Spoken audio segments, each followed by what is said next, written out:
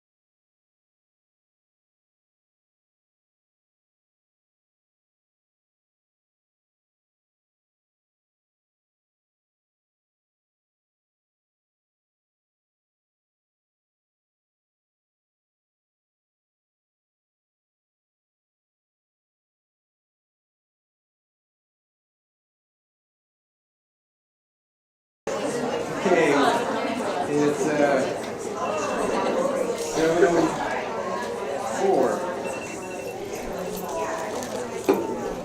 Okay, we're going to reconvene at 7:04.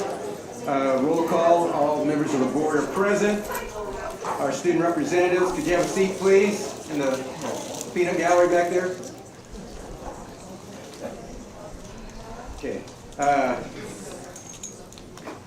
Our student reps tonight, Joseph Gardena and Logan Sweetman are both here. This is your final night, I think. Okay. Well, with that, let's have Logan. How about you?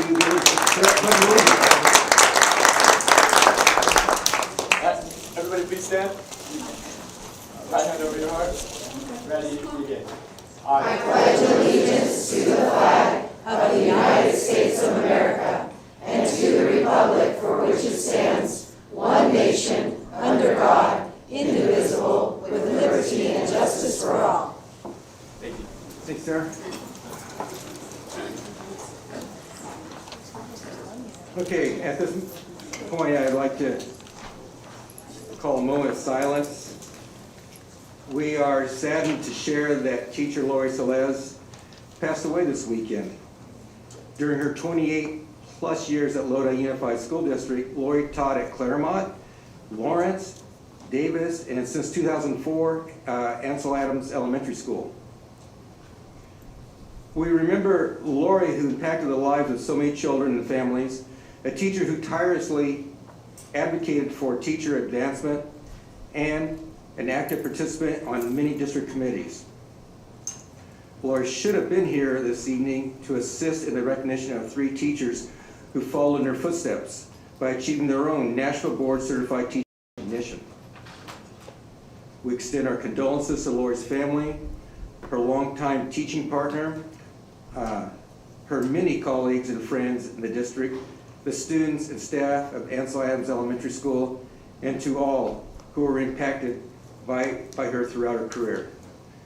Would you please join me for a moment of silence?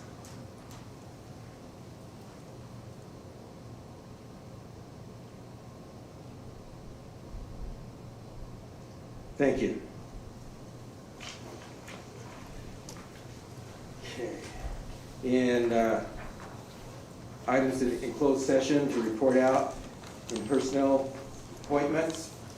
Mr. Nava motion, Dr. Ball seconded, and the board approved the appointment of April Juarez as Executive Director, Fiscal Services, effective 24-25 school year by the following vote of 7 yes, 0 no's. Mrs. McFarland motion, Ms. Alexander second, and the board approved the appointment of Edith Holbert as Executive Director of Operations, effective 2024-2025 school year by the following vote, 7 yes, 0 no's. In the conference with legal counsel, an anticipated claim number 634840, Mr. Nava motion, Mr. Knaxis second, and the board reject. We approved it, but it was rejected, but with 2 yeses and 5 no's. The motion did not pass. Conference with legal counsel, anticipated litigation claim number 636755, Dr. Bowl motion, and Mr. Nava second, and the board rejected that claim 7-0. Another conference with legal counsel, case GS versus Lodi. Oh, we skipped that one. No, sorry. And placement of public school students, numbers 40 and 103. Mr. Porter motion, Mrs. McFarland second. The board approved the placement of non-public school students by a vote of 7-0. 7 yes, 0 no's. Okay. Ms. Church, you're up.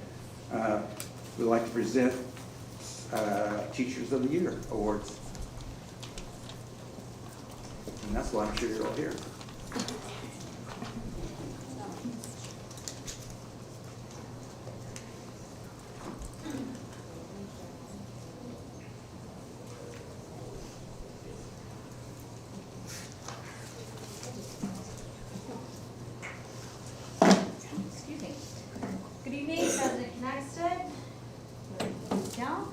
the board and Mr. Young. I'm pleased to be with you tonight to recognize 3 of our most outstanding teachers and the winners of this year's Lodi Unified Teacher of the Year. A little background on the Teacher of the Year. Teacher of the Year program is open to all pre-K, pre-kindergarten through grade 12 teachers. The grade spans last year were adjusted so that there are 3 categories. The first one is pre-K to grade 5. Then there is grade 6 through grade 8 and 9 through 12. Nominated teachers must have a minimum of 8 complete years of classroom teaching experience, and they cannot be retiring for the year they serve, which would be the following school year, 24-25. Additionally, they must be recognized as outstanding in the following 3 teaching standards: engaging and supporting all students in learning, creating and maintaining effective environments for student learning, and developing as a professional educator. Applications and letters of support are reviewed by a committee composed of previous teachers of the year and site administrators. This year's winners will be introduced and recognized for their exceptional efforts by their administrators, beginning with Beth Horton. I'd like to invite Beth up. Thank you.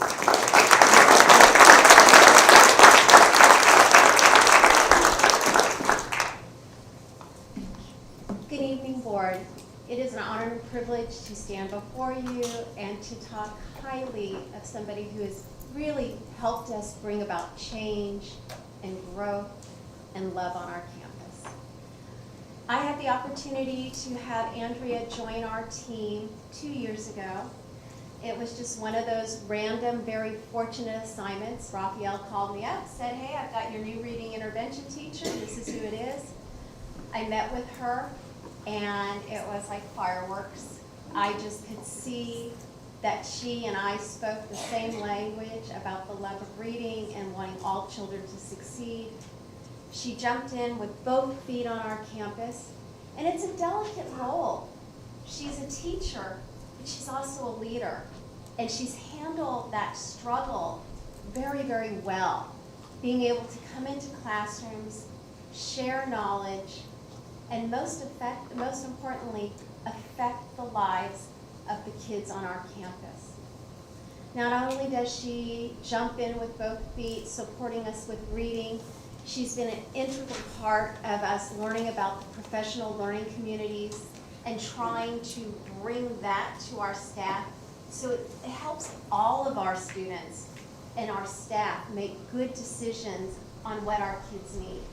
She works after school in our bridge program with an environmental club, and I can count on her to take a kid who maybe needs a timeout periodically, just to give a teacher a break or a place for this kid to go to calm down. I could go on for quite a while, and I'm so excited to see many of our staff here to also celebrate her, but it is an honor, and I am so excited that we get to give that to her. So Andrea Ames.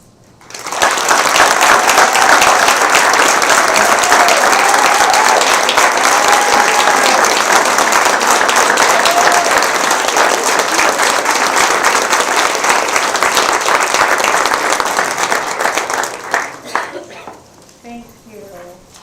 President Young, members of the board, I am greatly humbled and honored to receive this high level of recognition from Lodi Unified. This special moment makes me think of all the people on this journey with me. Truly, this award is not made possible because this award is made possible because of the mentorship, collaboration, professional development, and inspiration from others. I would like to thank Susan Peterson, Dr. Raphael Sehag, Kelly Collins, and Jamie Kite-Polinsky for bringing the Reading Intervention Program to Lodi Unified. At Sutherland Elementary, I would like to thank my administrators, Elizabeth Horton and Kimberly Griffin, for their vision, guidance, and commitment to early literacy instruction. To the teachers at Sutherland, I would like to, they love their students like their own and work together for the betterment of their students. I thank you for being willing to try new things, be it reading instruction strategies or salmon in the classroom. Our ELA coaches, Babette Nixon, Chantel Sloan, Holly Mueller, and core consultants, Ann Leone and Linda Pate, for tirelessly answering all my questions and providing excellent PD. My fellow reading intervention teachers who are always available for support and a laugh. Our collective work together, improving students' reading success, is working. Switching gears a little bit, there are great Office of Ed who run the California Environmental Literacy Project and the Delta Sierra Science Project. Tamara Bass Payne, Christina Stepping, Megan Smith, Brett Stace, Annie Cuneo, and they provide top-notch professional development and increased commitment to environmental literacy, science and engineering, and growing our teacher leadership capacity in our region.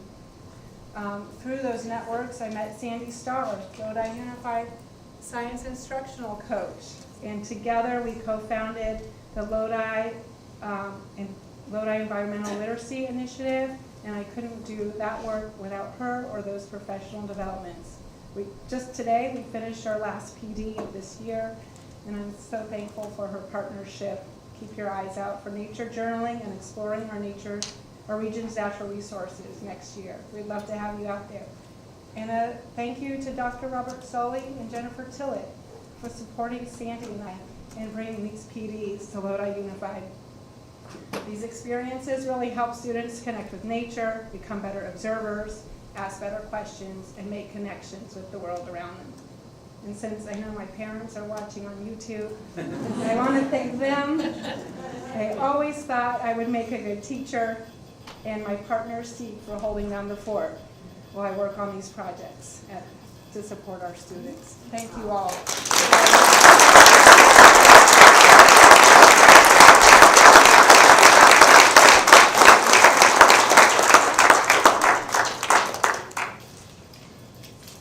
While they're taking pictures, I did want to point out that our amazing floral design class at Tokay High School was kind enough to put these together for our Teachers of the Year and then later our National Board Certified Teachers. So great partnership with Becky Freeman and Tokay High School.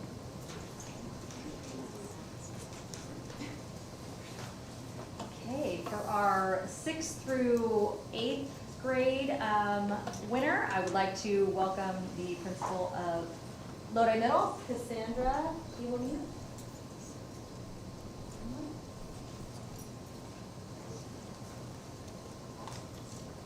Good evening, President Knaxton, members of the board, and Mr. Young. It is truly my pleasure to be here tonight to celebrate excellence in education and presenting to you a Lodi Unified's Middle School Teacher of the Year. This year's recipient has led a remarkable educational journey in special education, defined by compassion, dedication, and unwavering commitment to serving some of our most exceptional learners. For over 31 years, this incredible individual has guided countless students along the path of discovery, growth, and empowerment. She embodies the true essence of inclusivity, tirelessly advocating for the needs of students with diverse abilities and ensuring that every child has the opportunity to thrive. Her classroom is not just a classroom. It has been a coffee cafe where students learn job skills through workability. It is the recycling center of our school where her students collect all the plastic bottles and cans each week and donate the proceeds to build water wells in Africa. It is a place where she mentors new teachers and offers guidance to colleagues. It is a classroom where challenges are taken head on, like learning sign language after we became the hub for the deaf and hard of hearing just 2 years ago. It is the classroom where differences are celebrated and challenges are transformed into triumphs. It is her happy place, as she's always saying. Through her boundless patience and guidance and genuine love for her students, she has not only imparted knowledge, but also instilled confidence, resilience, and a sense of belonging in each and every one of her kiddos, as she lovingly refers to them. She has been a source of inspiration to her students and colleagues, especially me, demonstrating day in and day out the transformative powers a teacher possesses and what it means to be a champion for students. She is so deserving, but quite unassuming when I told her I was nominating her She reacted like, "Are you sure?" But here we are tonight. I think it's really because she doesn't want us to make a fuss over her, but we are going to tonight. So please join me in celebrating and extending the warmest congratulations to this year's Lodi Unified School District's Middle School Teacher of the Year, Miss Julie Carnelia.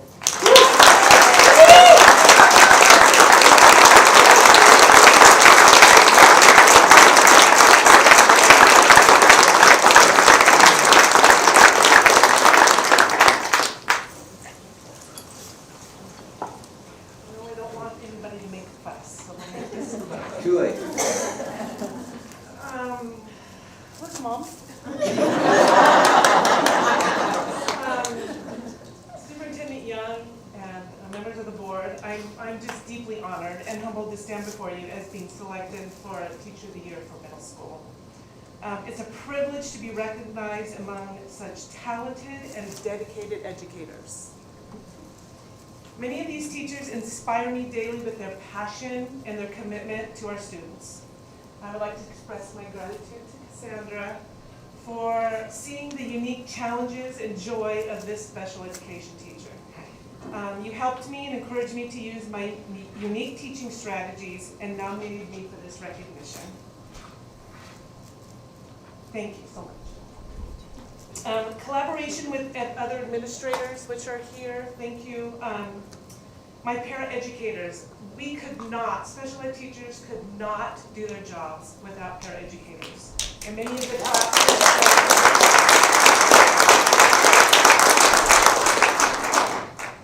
our PAWs as well, and educators, they all help inspire me and all our students, including those with exceptional needs, to make sure they meet their full potential. Of course, my students, they're the heart of my work.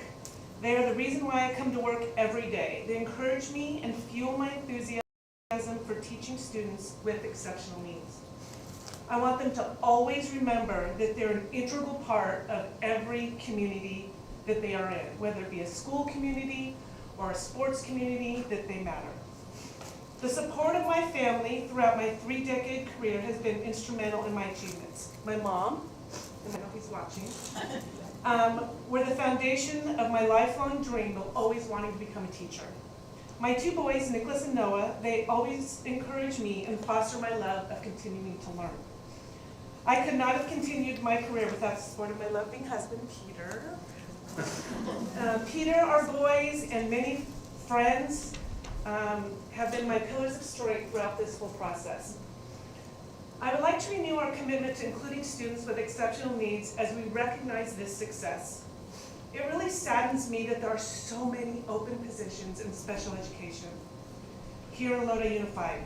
Can you imagine one of your children having a sub every quarter, every year after year? Oh, that just makes me sad. I really hope that the district will step outside their box to retain and hire special education teachers. Let's make Lodi Unified the district that special ed teachers want to come to.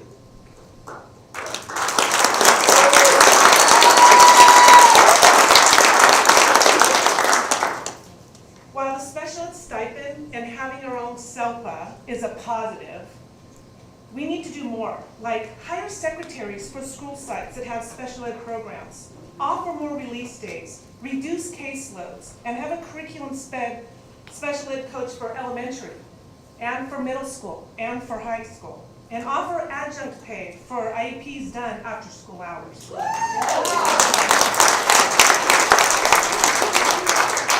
This could be a step in the right direction to reinforce your commitment to students and the staff. In conclusion, I want to thank you for this incredible honor. I'm inspired to continue teaching and inspire students with exceptional needs to know that they always matter. Thank you.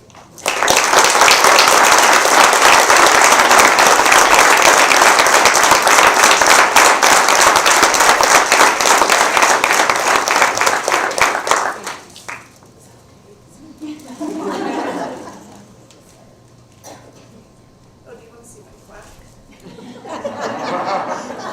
This way. Thank you. Wait, Miss Carnelian, can you come back up to the podium, please? I forgot to mention one thing also. Okay, go ahead. She was a finalist, and last week Mrs. Alexander went with us, and she was the finalist for County Teacher of the Year too.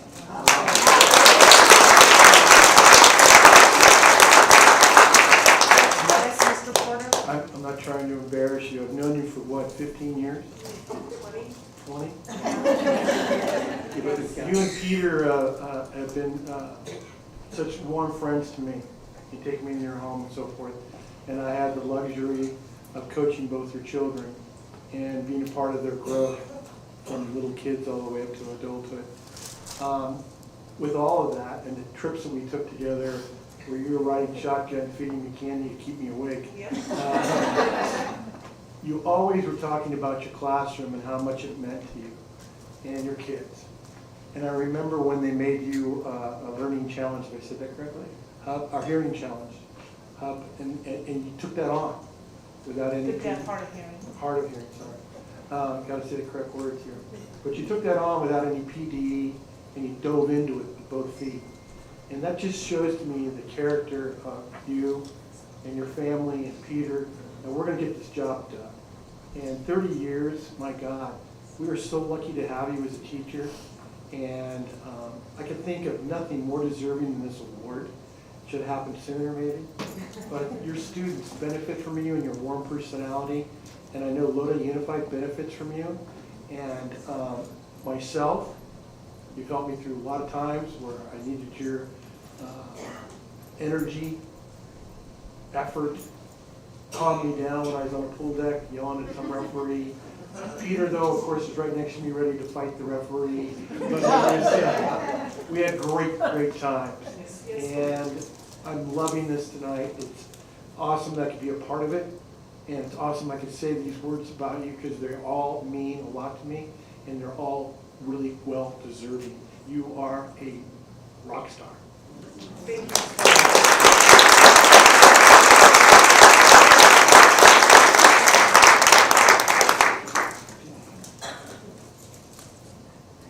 And finally, our high school teacher of the year will be introduced by Kathleen Whistler.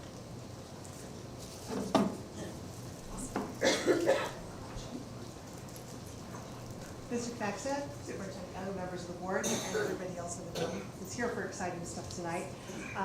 I joined the McNair faculty in July, so there's 85 teachers. I have not gotten to know all of them well. But when it came time to nominate Teachers of the Year, I knew exactly who I wanted to nominate and why. We have a teacher on our faculty who's been there for over a decade in various capacities and is currently serving as department chair for English, co-coordinator of she works very closely with our EL coordinator as well. She's taken on the lead for planning all of our student success activities that are presented once a week by every teacher in every classroom on campus. She also runs our, it'll come back to me.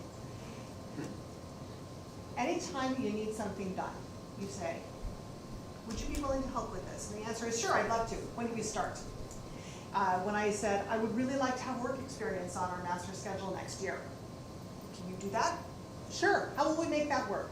So, because someone is willing to step up and do whatever needs to be done whenever it needs to be done, she is there. She's a mentor to her newer teachers. She is respected by her peers. And it is my great honor to present our Teacher of the Year award to the teacher everyone agreed with my nomination, deserves it, Shannon Hagan.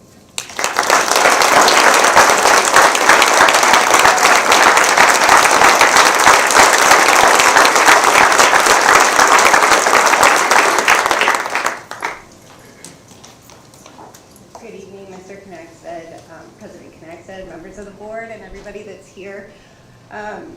Honestly, when I found out I was nominated and by my school, and when I got the call from the district that I had received the award, my first question was, did anybody else apply for high school? And it's not because I don't value the award, it's just I'm surrounded by the most amazing teachers every day. It just blew my mind to think that I was chosen because I'm constantly in awe of the people that I work with. And everything I do is completely dependent upon them supporting me and filling in when and where I need them to do too. I've been very grateful for supportive admin. It first started with Davis, then Mark Dawson, now Nicole Bertar. Time I've come to them with ideas or things I want to try, they're just like, give it a shot. Or at least have given me the room to try, to implement, to change, to encourage. It's been a real honor to work at McNair at that school site, and then by stretch, Lodi Unified. I'm a kid of this district. I grew up in this district. I'm a Lodi High graduate. My stepdad worked in the district at Murata, then Tokay, and then Bear Creek. So it's a real honor to be up here and to be recognized by my peers. And again, it's just so strange because there's so many deserving people in this district. So I'm very appreciative for all of the opportunities. And it's all about my kids. I'm grateful for the kids that I have and the support of my staff, the staff I work with, and my admin for providing me with the opportunity to support them however I can. Unfortunately, I work with kids from reading intervention. I've taught AVID. I'm doing our ethnic lit class right now. And so I've had this full spectrum, and it's just such an incredible profession. So I think that's part of the reason why I'm here, is because I love this job and it makes it really easy to show passion for it. So thank you so much for this. Thank you to everybody who's here tonight.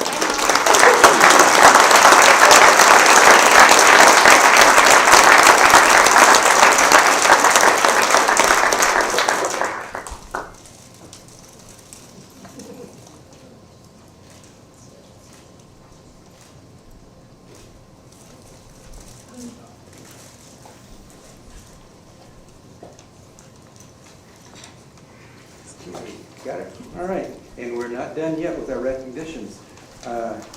Amy Rempsauer and Cindy Rennell will present the recognitions for attaining National Board Certification.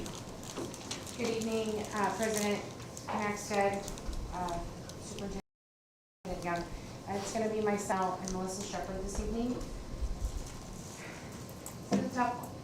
Come on, we're with you, Amy. It's okay.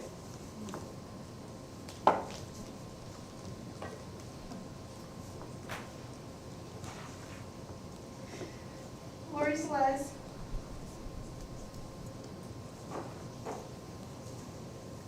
Was the first National Board Certified Teacher in Lodi Unified School District. She achieved certification in the area of early and middle childhood literacy.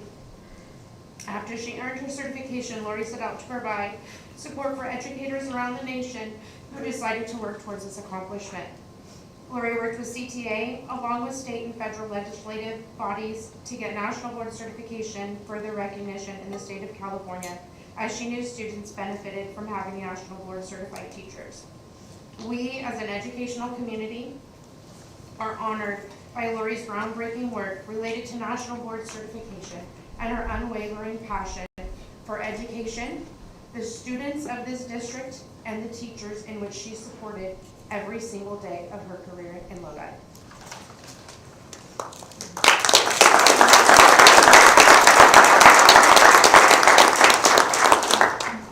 The process of becoming a National Board Certified Teacher is different than anything most of us have ever thought to undertake. It's different than getting an advanced degree. It's different than taking a general university course. Individuals going through this process must be self-driven. Lori believed that it is important to support these educators on their journey to achieving this accomplishment. The process toward certification requires teachers to plan, implement, analyze, and reflect on their own teaching practice. They work to reflect their intimate knowledge of their craft for the National Board by demonstrating mastery in their certification area, which is numerous. Ultimately, the expertise of National Board Certified teachers benefits students learning, and strengthens our entire educational community.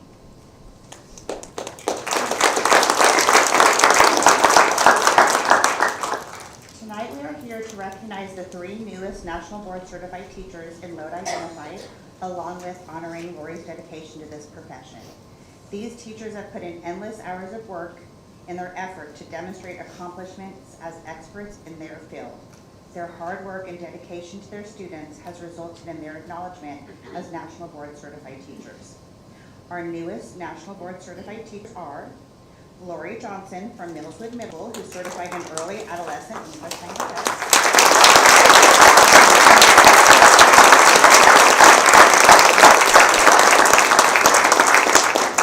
Kim Nickel from Reese Elementary School, who's certified in early and middle childhood literacy.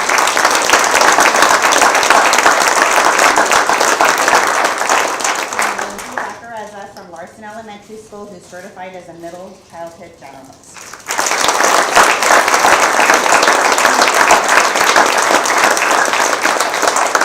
I appreciate the time and the honor that we were allowed to have tonight. This has been on the agenda for quite some time. It was very important to Lori that it happened. So as hard as it is, we're here tonight because she would have wanted us to be. So congratulations to these ladies joining the ranks of those of us, the handful of us, I should say now, that are nationally board certified in this district. And I think every one of us owe that accomplishment to Lori, because without her,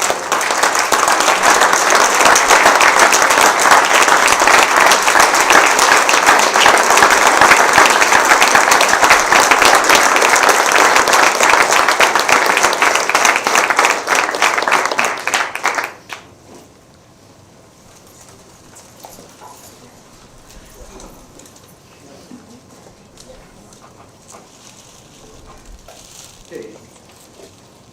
Thank you for everything that you do for students in our district. You guys are great examples of what we all want to be as teachers, I think. Okay, moving on to, any other comments before? Okay. Our student reps, by the way, this is the last night for this group of student reps. And as a parting gift, you may take your name tag, your signs home with you. Okay? So, who's up? Joseph.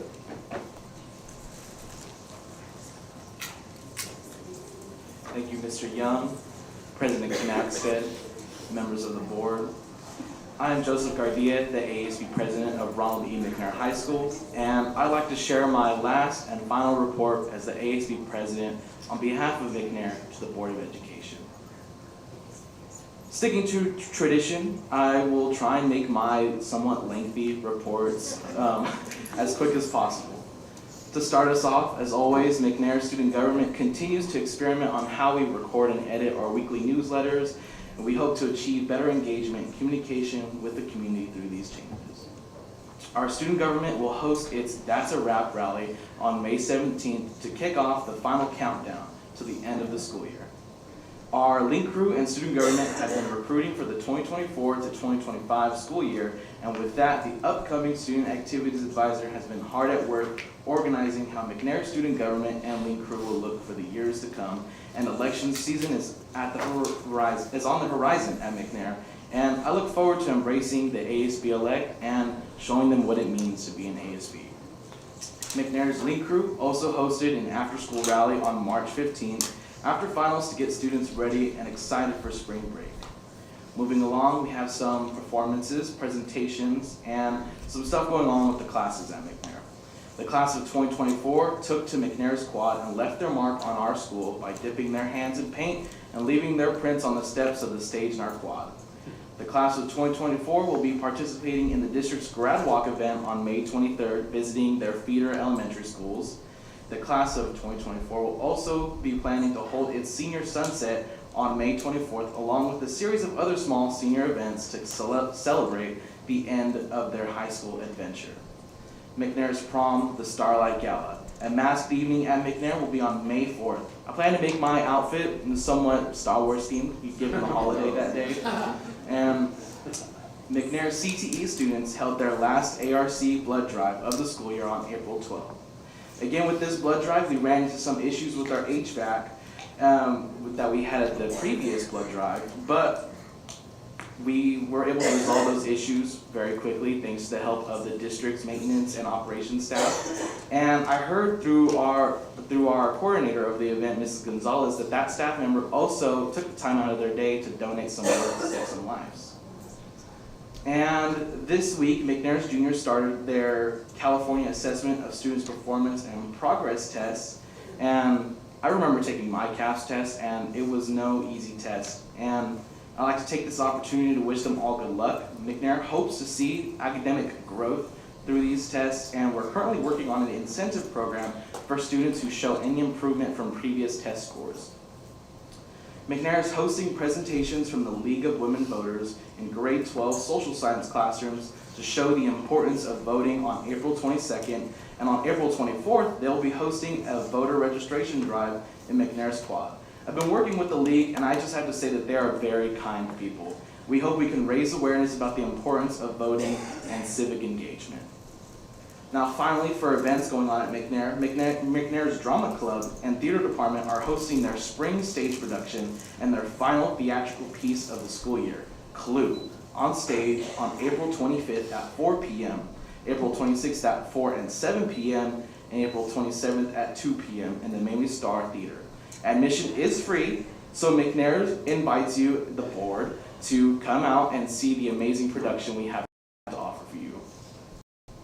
Moving along to my favorite part of these reports, and this is the lengthy part, the staff recognitions. I owe a congratulations to McNair's very own Miss Hagan on receiving the Teacher of the Year award and the overall Teacher of the Year for the Lodi Unified School District. I think she's well fitting for the award given all the support she has offered me this year. I'd like to recognize McNair's amazing staff and facilities, Ms. Dory, the plant supervisor and her crew of custodial and maintenance staff, Ms. Gonzalez and the CTE and health occupation staff, Chef Owens, the staff in the attendance office, and the PE department for all working together to pull off the ARC blood drive. I love when we do our blood drives because it shows how quickly and effectively McNair works when we show up together for a common goal. Our little North Stockton village knows how to mobilize together as a community, and it really puts a smile on my face. I love when I see the community at McNair. I would also like to give a special recognition to Chef Owens for executing his vision of the culinary program and opening the Eagle Cafe for teachers and staff. This program has been an idea of his for the past 9 years he has been at McNair. It was actually the unfortunate event of the power outage that happened that sort of propelled this program forward. Chef Owens took it as an opportunity to have his students do an online project where they created their dream restaurant and outlined their special menus. This program is completely student operated with the guidance of Chef Owens. They're making their own dough, their own sauces, and their own ingredients put together towards their menu items. This program not only provides staff with hot and fresh meals and creates a sense of community amongst them, but it also provides culinary students with the experience of managing and operating in a restaurant business environment. Finally, after years we've had our restaurant-sized industrial grade kitchen, it's finally being put to use for what it's meant to be. And let's see here. Now moving along with my staff recognitions, I have a few that are very near and dear to my heart, some personal staff recognitions. I wanted to take this opportunity in my board report to give a special shout out to the teachers and staff who have helped shape me into the leader I am today. Through their advice, compassion, guidance, and constructive encouragement, I have become the person who is sitting here speaking today. These people are from McNair. There is Andrew Paunon, Gigi Monduhan, Daniel Holmes, Jason Bird, Shannon Hagan, Krista Johnson, Catherine Perry, Carla Palmer, Quincy Noble, Chelsea Chan, and Ishmael Medina. And from Ansel Adams, there is Janelle Bourne, and forget his first name, but Mr. Van. I want to thank them all for doing their job correctly and inspiring and educating the future. Now for the student recognitions, McNair's Mesa is at it again. They participated in UOP's annual Mesa Day competition over the spring break on March 23rd and scored some medals. For the Mesa Machine, first place was Nishpreet Shergill, Fanny Huang, and Jared Bunn, and they went on to regionals. Second place was Jacob Marquez, Tara Yang, and Ethan Soar. Third place was Travis Lee, Clarence DeFala, and Jefferson Hoop, and they also competed in regionals. Mesa Machine Innovative Design for first place was the previous team mentioned, Travis Lee, Clarence DeFala, and Jefferson Hoop. For Coding Solutions, novice category, first place was Alan Vang and Valjot Bal. They went on to regionals. Second place was Victor Vang and Sopek Cham. They went on to regionals as well. Third place was Elijah Lowe and Kobe Chupradeep. For Coding Solutions experience category, second place, Billy Nguyen and Zuriel Pimentel. They went on to regionals. Think Tank was first place, Hao Danny Nguyen and Niran Dewey. They went on to regionals. Engineering Design Challenge, first place was Billy Nguyen, Visal Ross, and Andres Nieto. Third place was Brian Tao and Quentin Pham. Over the weekend, McNair's Mesa Regional qualifiers participated in UC Davis's Mesa Day Regional Competition on April 13th and scored some medals. For Mesa Machine, third place, Travis Lee, Clarence Tafala, and Jefferson Hoop. And they also got second place for the Mesa Machine Innovative Design. Moving along in the student recognitions, we have an exchange student from Japan. Her name is Arisa Matsudo. She is putting in the work on McNair's track and field team, and she currently has the chance to go to state for the high jump. And a congratulations to Kim Lee, Tyler Vang, Malachi Keogh, Olivia Zendejas, and Florence Tamada, who are competing in the Viewpoint Gallery's annual high school and college art competition. Their artwork has been on display at the Crocker Art Museum in Sacramento since March 25th, and their work will remain on display till May 5th. I'd also like to recognize 5 students who I had previously recognized for participating in the regional FCC LA spring meeting and culinary competition. Now these same 5 students are moving on to compete in the state culinary competition in 2 weeks. There's Yoretzi Roel, Ryan Vang, Marlene Lujan, and Taylin Tipp, and Vanessa Nguyen. And more recognition goes out to 2 more culinary students who have helped shape the Culinary's Eagle Cafe, which I was talking about that Chef Owens had implemented. And with their creative menus and restaurant designs, they've sort of got the ball rolling with it. We have Rosalind Cham, with her creative idea was un ruto, which translates from Italian to English as the burp. And Andrew Tao, whose creative menu was A Taste of Asia. And so these menus are rotated every 2 weeks, and so every 2 weeks we'll see a new student's creative menu on the agenda, and they'll be serving up for the staff at McNair. Now for the last part of my, I know it's a mouthful report, is our McNair sports. McNair's badminton, swim, and soccer are currently all in the hunt for league championships. I wish our Eagles good luck, and I hope they bring us home a banner that we can hang up in our gym. McNair's boys tennis senior night will be tomorrow, April 17th. McNair's badminton will be on the 23rd. McNair's track and field senior night will be on April 25th, and McNair's softball senior night will be on May 6th. And again, I apologize, I know it was a very lengthy report, but I had a lot to cover. This is my last one. I had to go big or go home. But I thank you all for your time and for allowing me to have an amazing 2 years representing. I stepped in last year as an acting ASB and came in this year, and I just want to thank you guys for giving me the opportunity to sit here with you guys and for all of you listening to me.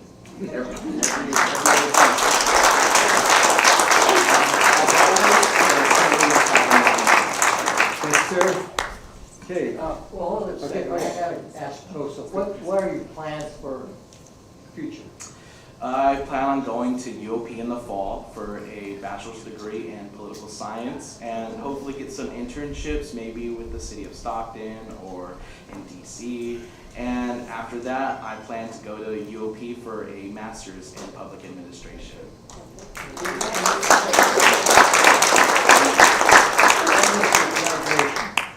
When is my graduation? McNair. Oh, it is, I'm unsure. May 30th. May 30th. There you go. That's trauma. Try and be there on that day. We will see you there. Okay, for sure. I will see you. Okay, any other comments? All right, moving on. You're up. All right. Logan. Okay, hello President Knackstad, members of the board, and Super. Superintendent Mr. Young. I'd like to thank you all for allowing me to sit alongside you and have the opportunity to participate in this crucial process of education. Even through all the craziness, I am so happy to be involved and represent my amazing high school. As an emotional senior, I just want to say how much I truly appreciate all of you for welcoming me here on this board. Seems like a very tough gig, so kudos to all of you guys. Coming back from spring break, Tokay High School already has very fun things upcoming for all of our students, and especially our seniors. Inevitable events will occur towards the end of the year, such as water balloon fights in the student parking lot, where campus supervisors will promptly go out into the parking lot, pretending to be mad, and then nail the water balloon culprits with water balloons of them. Clubs and organizations on campus are very excited and ready to embrace the amazing warm California weather and start having some fun. This even includes the teachers experiencing their own version of senioritis as they are so close to retirement. The Special Needs Program will be hosting a basketball game this Thursday at 12 p.m. in our main gym, and I invite everyone to see how amazing this event is for all of our students. I would like to personally shout out many of our Tokay admin as they put in an insane amount of work behind the scenes of keeping our Tokay campus thriving. Being able to have one-on-one conversations with administrators at my school, such as Assistant Principal Dr. Lohr, Athletic Director Mr. Johnston, Principal Avalos, and Mr. Kasimudin, to name a few, makes me so happy to see how much they love their job and the students they work with. Thank you all for this opportunity that I can brag about for the rest of my life.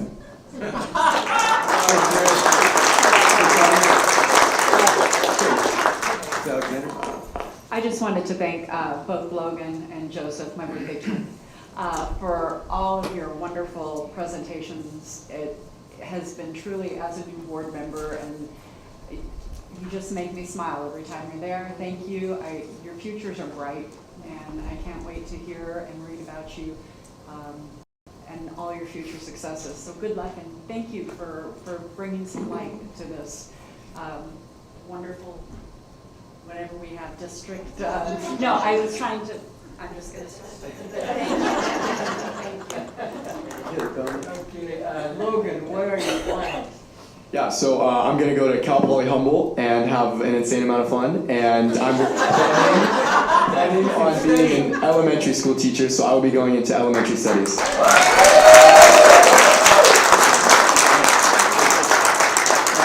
Gentlemen, please keep in contact with the board. You have our email addresses. If something happens, we'd like to hear about it. Any other comments? I have a point of clarification. Okay. Is there a Cal Poly Humboldt? Yes. Yes. What was once referred to as Humboldt State by people who are a little further in their lives, it is now referred to as an ageism joke? I by no means would suggest so. I'm getting triggered right now. Let's just say it has changed its name, and yet. I like it. I like yes. it. Good job. Yes. Good job. All right. A couple things I just want to say to both Joseph and Logan. Step in last year. You picked up the torch and you ran with it, and we really appreciate you stepping in. We appreciate your involvement, your voice, and I have a little something here for you to help you prepare. I know that thinking about college and all those pieces, there's something in this card from the board to help you with that process. We've already started recruiting Logan as an elementary teacher, and 4 years from now, he's actually going to be in a program that will, well, we need to detox him from having too much fun in college.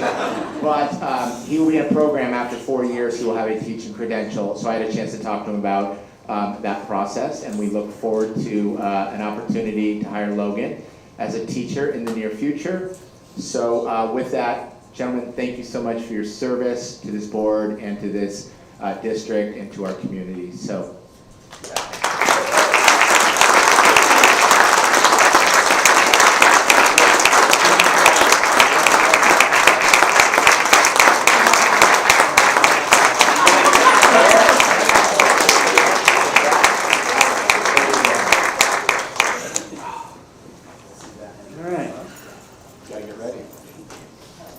Thank you, guys.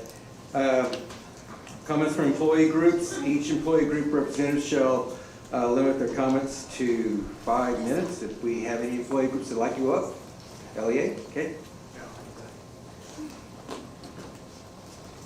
We will have to use a cell phone because the battery has not been recharged on the little portable timer, so Valerie will keep that for you. Yes, technology. I was hoping one of you guys might go into battery technology, because that's really a hot area right now. Okay. Although there are many things I could talk about tonight regarding issues with the district attorney to her contract, or not so much, or the upcoming negotiations on Friday, and I am extending an invitation to all board members to attend. We're actually going to be out in portables this time. Tonight I want to honor a friend and colleague. We lost Lori Solis too soon. Lori was the epitome of a servant leader. A servant leader emphasizes serving others instead of gaining power or control, and focuses on serving others in their community, at work, and in other partnerships. Lori served her students by giving them the gift of literacy. She was a master at her craft, and if anyone who has had the privilege of seeing her in a classroom can attest to this fact. Her students adored her, and often didn't even realize that they were learning because she made it fun and interesting. Lori specialized in childhood literacy and received her national board certification in this field. Her achievements with her students show what a skilled teacher she was. Lori served teachers in the Lodi district by working as a mentor. She was always willing to help out a colleague, especially new teachers.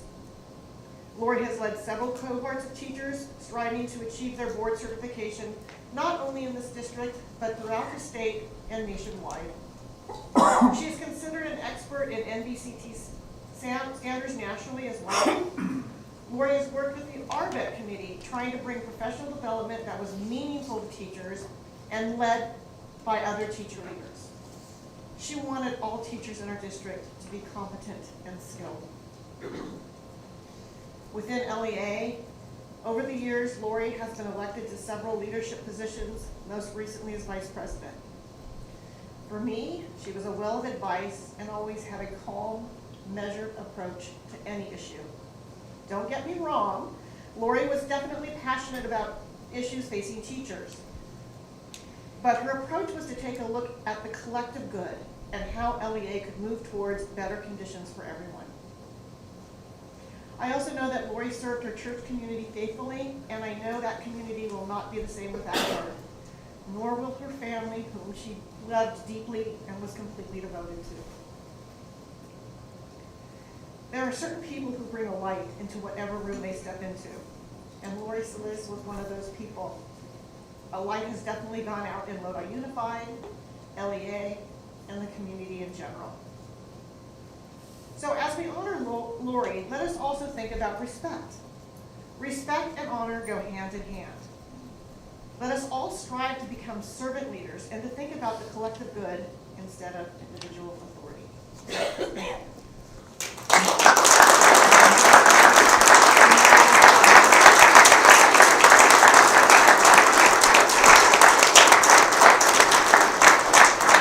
Any other employee groups? Okay. They are taking the Me Too route. Okay, moving on then. Comments from the public.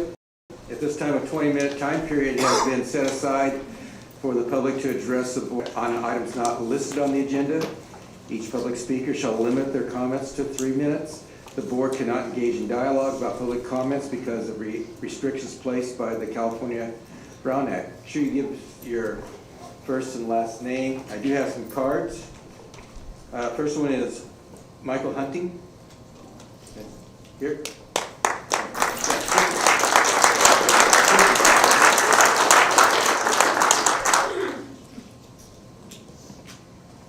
Good evening, President Knexted, members of the board, Superintendent Young. My name is Michael Hunting, and as you know me as your tech from the board meetings here. But for a moment, I'm coming before you to represent the Society for Creative Anachronisms, or SCA. We are a nonprofit organization dedicated to researching, recreating, and teaching medieval skills in society. I'd like to cordially invite you to our local chapter, the Barony of Frederick's Championship event, this Saturday the 20th at American Legion Park. There will be a heavy fighting tournament, an art salon, medieval gaming, and activities for you. There is no charge to this event, and it runs from 10 until 5. I have flyers available for anyone who may be interested, and we're happy to answer any questions following the meeting. Thank you for your time. Thank you, sir.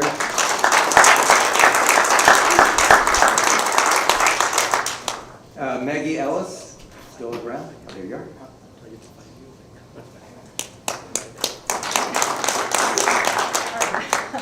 Good evening, President Knaxton, members of the board, and Superintendent Young. Tonight I'm going to begin as a parent, and I want to thank Mr. Stroh and Ms. Alexander for reaching out after I spoke on March 5th, 2024 regarding my child's experiencing with bullying and anti-Semitic rhetoric that was occurring at Lodi High, and how Rule 1312.2 impacts our library's access to high-quality literature to build empathy and compassion amongst its students. I really appreciated your kind words and support, and I'm happy to report that while things are maybe not great, but they are moving in a better direction, and I hope that that continues. And she accepted her offer to University of Santa Barbara over this weekend on Saturday, and they offered her over $30,000 in scholarships for clinical psychology and brain sciences and visual arts to become a clinical psychologist who focuses on art therapy in our students who are struggling with LGBTQ issues. So, okay, now I'm a teacher.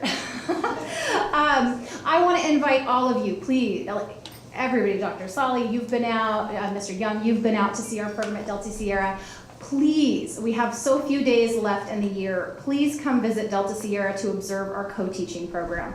We have 9 this year, 9 co-teachers, 3 in ELA, 1 in ELD, 5 math teachers who have been working to bring our students closer to grade level.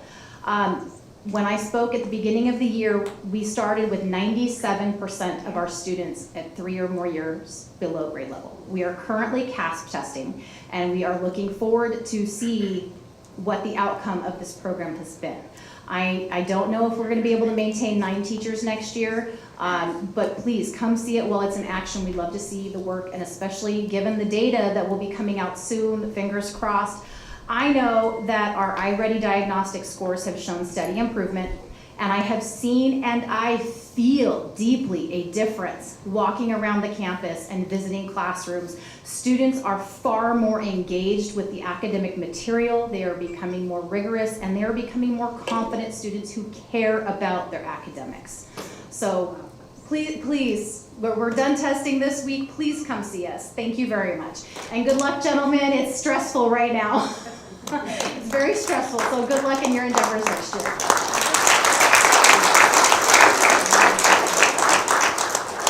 Karen Minnick. There you are.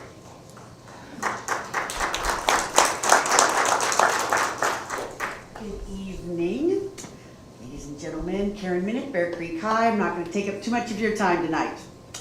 But I'd like to call your attention to the fact that the California Legislative Analysis Office recently reported that prices in California have risen 20% since 2020. Our salaries have not. How can we recruit and retain teachers without competitive wages? The state has given you continuous funding for our cost of living raise adjustment. It's not a raise, it's a cost of living adjustment. The right thing to do is to pass it on to the people who it is intended for. The cost of living is at 20%, and we're asking for less than half of that. Please come to the bargaining table with this in mind. Silence is not neutrality. It's complicity in the face of injustice. Power is not a right to be wielded, but a responsibility to be exercised with humility and fairness. Be responsible. Be fair. Come to the table and provide your employees with a living wage now. Thank you.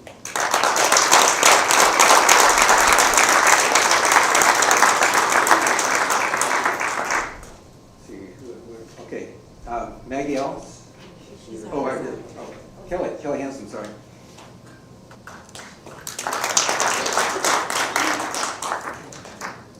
Good evening, members of the board. Superintendent Young, administrators. I've often come in and spoke about the importance of relationships. And we've lost someone that we love. That's been, her relationship with the district has always been, she brought her best.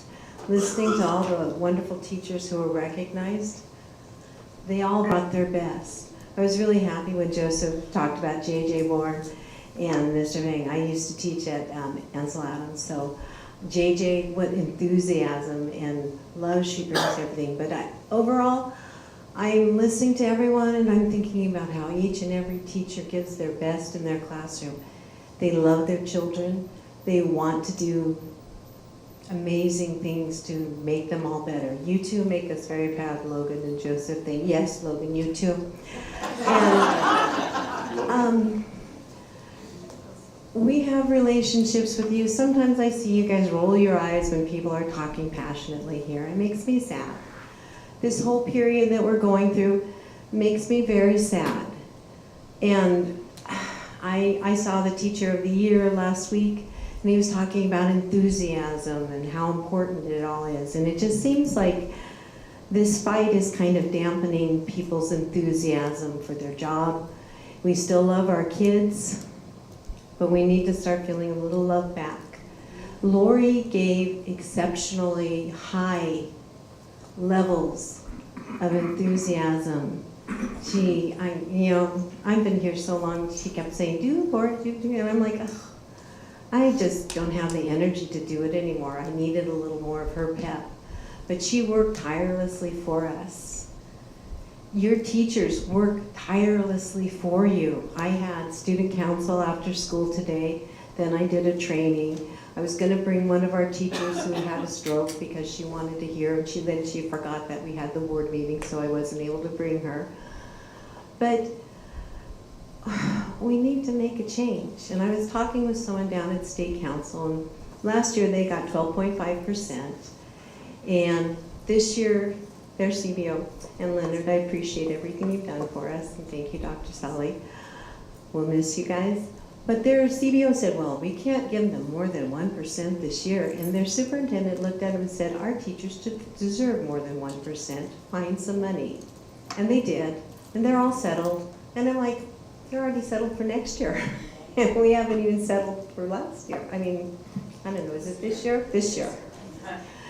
Anyway, I just would like to see some movement and recognition for what all your teachers give you. Our relationship needs to be strengthened again. It needs to go back. I've been coming to board meetings for 30 years. I was here fighting with Susan Heberly about what the kind of year-round education we were doing when we were, and you know, the room was empty. There were no teachers here talking about it. I was here talking about it with Susan. I know I'm over my 3 minutes. But I've seen so many boards. We've had relationships with all these people. Every year, your teachers give you the best. They love their kids. And we just need to see a little love back. Thank you. Thank you. Any other public comments? All right. We're going to move on to consent agenda A then. The public may address the board on consent agenda A, which is routine business items. Each public speaker shall limit their comments to 3 minutes. Is there anybody that would like to talk about any of the items on consent agenda A? Okay. I do. Good evening, members of the board. Desiree Wise, CSEA. There was actually 2 items that I wanted to inquire about on the agenda, items A1 and A2. I'll start with items A1. Once again, I do see Wind Walker on another contracts list for $40,000. It was an item that I brought up at the meeting when the district wanted to go out to bid for security services.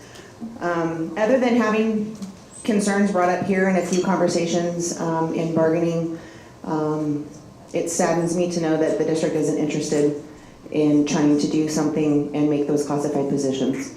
A district this size, we don't even have a security department. And I think it's warranted and needed.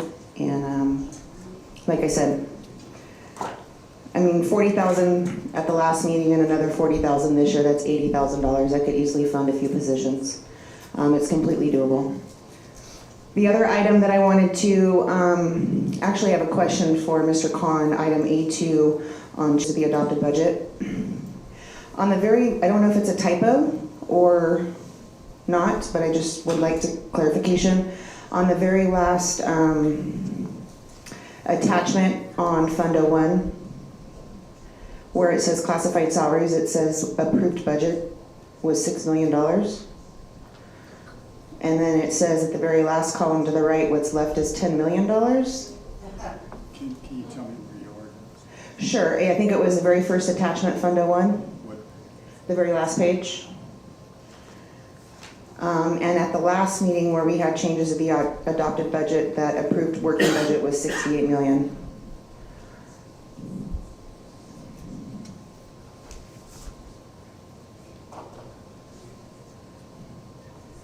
I'll have to look into that. Okay. I don't know if Michael or somebody wants to click on the attachment and bring it up on the screen, but it is the very first item on the one of the attachments, the very last page. It also was, now that I'm up here talking about it, over in the right-hand column where it talks about the available balance, it says $10,667,000. So I'm assuming that that's probably from vacancies this year? Again, I'll check, but I think that's a logical assumption. All right, so we have 2 months left of the school year, or of the fiscal year, and I just want to bring it to your attention. I don't know if you guys click on those attachments or review those or not, but with 2 months left of the fiscal year, we're leaving $10 million on the table from classified vacancies. So I just want to bring that to your attention. Thank you. Next, if I may, there are also substitute codes that may, but I'll look into this. Thank you. Thank you. Yep.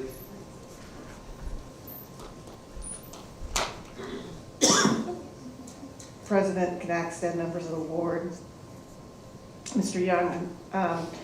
I also had a similar question on agenda item 2, same document, the last one, where we have, for certificated salaries, we have just under 15 million left over in the budget. And again, that was my question, is whether or not this is money for open positions or positions that did not get filled. My other question is on, where is it? A7, the Form J, A13. So I'm kind of confused because you made teachers teach remotely for the 8 days that McNair High School was closed, and I realize that that can be a challenge for students, but why are we asking for a waiver of attendance if you made teachers teach and you essentially tried to keep the school open? President Knackstead, members of the board, Superintendent Young, your ADA is still based on in-seat attendance. Students were not able to attend school due to the electrical outage. The board did the statutory requirement of offering independent study or remote work, but we still have to formally go back and request that we not be harmed for any loss of ADA due to lack of physical attendance. Got it. Okay, thank you. Okay, board, would you like to pull any items? Yes. Okay, which one? I'd like to pull A11. A11, is that what you saw there? Okay. Is that it? That's it. Any other items? I'm going to pull A2. Okay. Okay, can I have a motion motion for the remainder? Chairman, I move that we approve the rest of agenda, routine agenda 8. Okay, we have a first and a second. Student vote, last time. Aye. Aye, okay, and board vote. Should be electronically. That is good.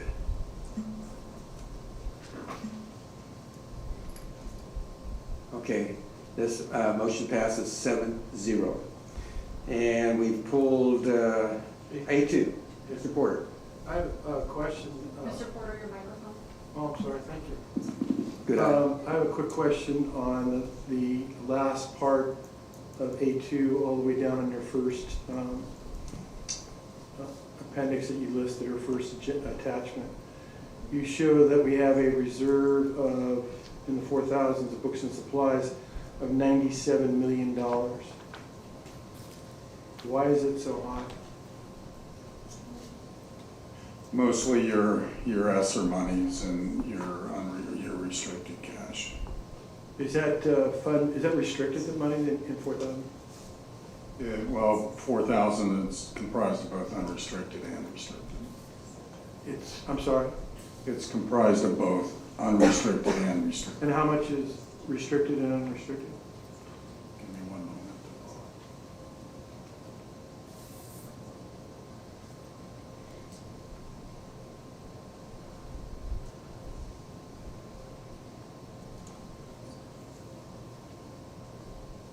And what page are you on, Mr. Porter?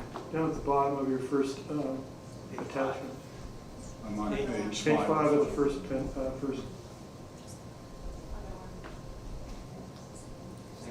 I'll have to get a breakdown for you. Okay, because when you do the math and you look at the certificated, classified, and employee benefits, and I'm just eyeballing it, you're looking at 48 million there that we have left over. And then you have 97 million in the books and supplies. Constitutes a big chunk of change. And is that because we forecast more employment for next year in terms of certificated and classified, and an increase in their benefits that we're giving to them? Or is it just surplus from somewhere? I'm kind of confused. Are we talking about the available balance? Correct. I'll take a look and see where those monies lie. I mean, they'll be distributed out throughout the various objects, sub-objects in each one of the top-level objects. I'm confused by that. I can't tell you exactly where all that money sits at this moment. I have to dig into QSS. But I can get the board a report by tomorrow. That'd be great. Thank you very much. Okay, any other questions on item 2? Motion to approve. Okay, we have Second. okay, got a first and second. Student vote. Aye. Aye. Okay, and board vote.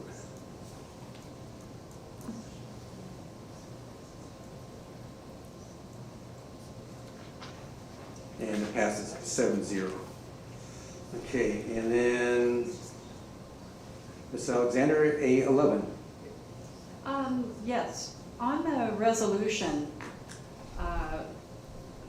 2024-40 for this, the first paragraph says a request for qualifications and proposals for ball fields for Lodi High and Tokay High was advertised and qualifications received on 2022. And yet the scope of the work is only out there for Lodi High.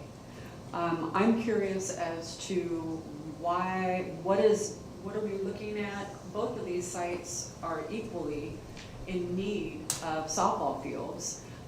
We've talked about potential over at Lodi Middle School and yet it feels like, to me, that we get this push, we haven't seen anything. And when I look at 2022, I mean, I had a daughter who played in 2008, that still, we need to look at that, the generalness of this. So I'm just curious as to what are we looking at for Lodi High that we're not looking at for Tokay, and Tokay is in desperate need of ball fields. And I know this has been brought around in nauseam, especially, so can I have some clarification on that?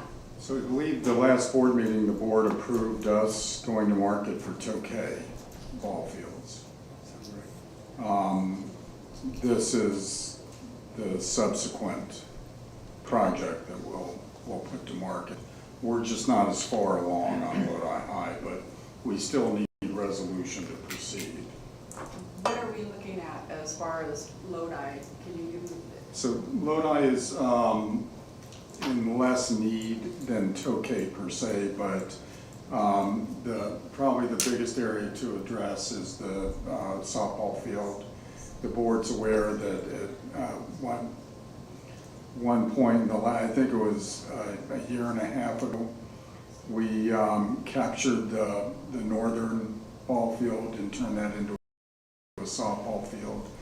However, under the backstop is not a good backstop for softball. In fact, if you have a pass ball at home plate, you go all the way to the backstop, you cannot throw directly down the third or first base lines because the backstop actually blocks that line of sight. The field does not have dugouts like the boys' baseball field. The field does not have a scoreboard. We will probably have to look at running water out. We will have to do more ADA work to get a sidewalk down to the baseball field. And then the board has already given us verbal direction to look at replacing the grass turf on the football field with field turf. Okay. Thank you. Yeah, okay. I just want to echo Ms. Alexander. When a report comes to us and it encompasses 2 high schools, and then this comes back to us with 1 high school, you have to understand from a board perspective, when we think we're moving forward on 2, and one comes back with just 1 high school's name, we also feel an obligation to all high schools. So when we're saying yes to 2 on a report item and it comes back with 1, we have to pause and ask the question. So I do appreciate it, but we want to see movement on all schools when the reports come and then they come back. We feel sometimes as though, I don't know if I'm speaking for everyone, that we want them equal. Thank you.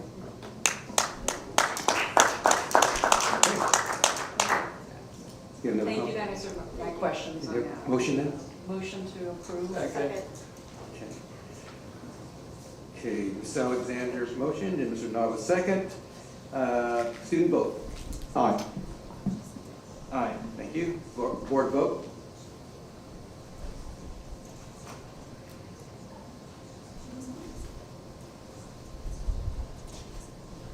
That item passes 7-0. Thank you. Moving on to consent agenda B. This is, the public may in fact address the board on consent agenda B, student matters. Each public speaker shall limit their comments to 3 minutes. Is there any public comment on that? Okay. Motion to approve. Second. Okay. First and second. Thank you, Mrs. McFarland, Mr. Nava. Yes. All right.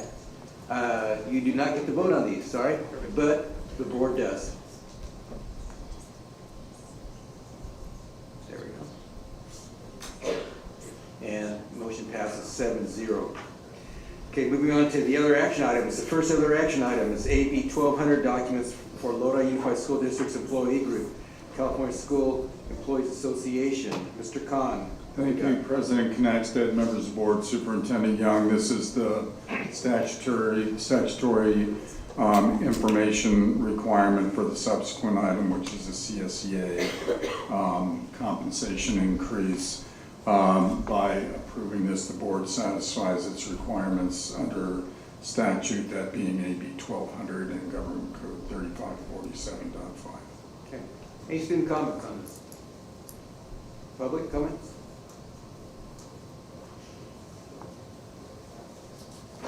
Good evening, members of the board. Desiree Wise, Mr. Young, thank you very much.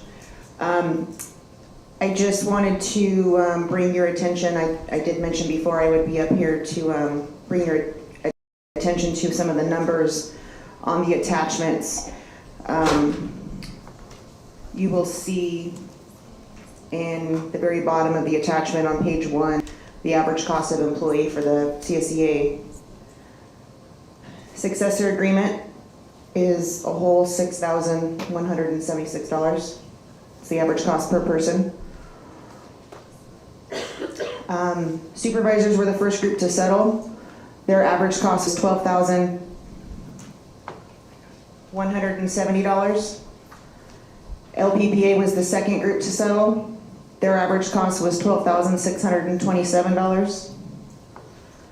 And management was a good old $18,035. So once again, I'd like to bring your attention to the number for classified. It's $6,176. And then when I was talking about the changes to the adopted budget, we're already leaving $10 million on the table and unfilled vacancies.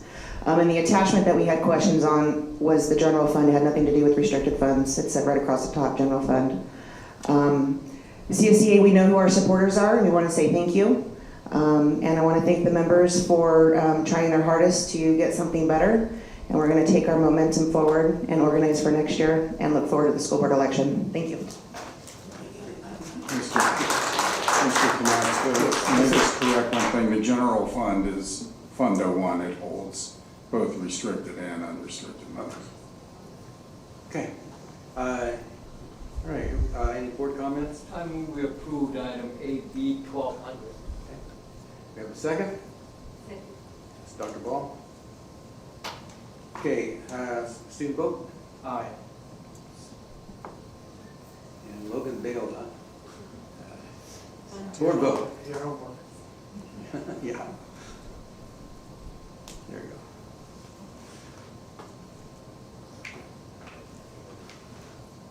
go. Okay. Item 1 passes 7-0.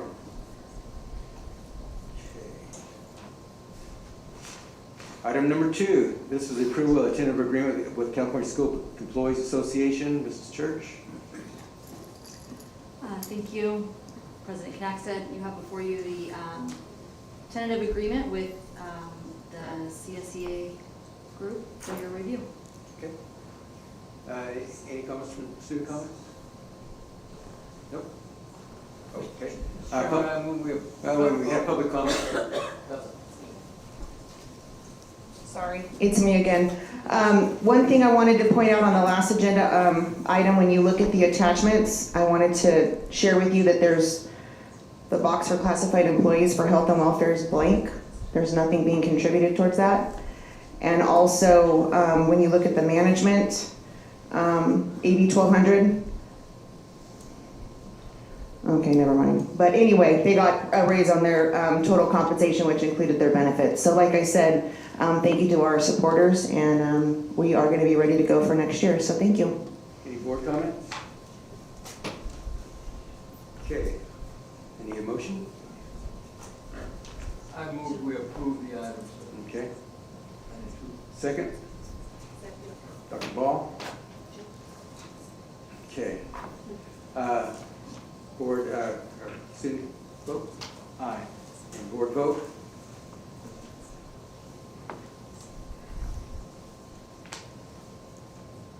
Passes 7-0.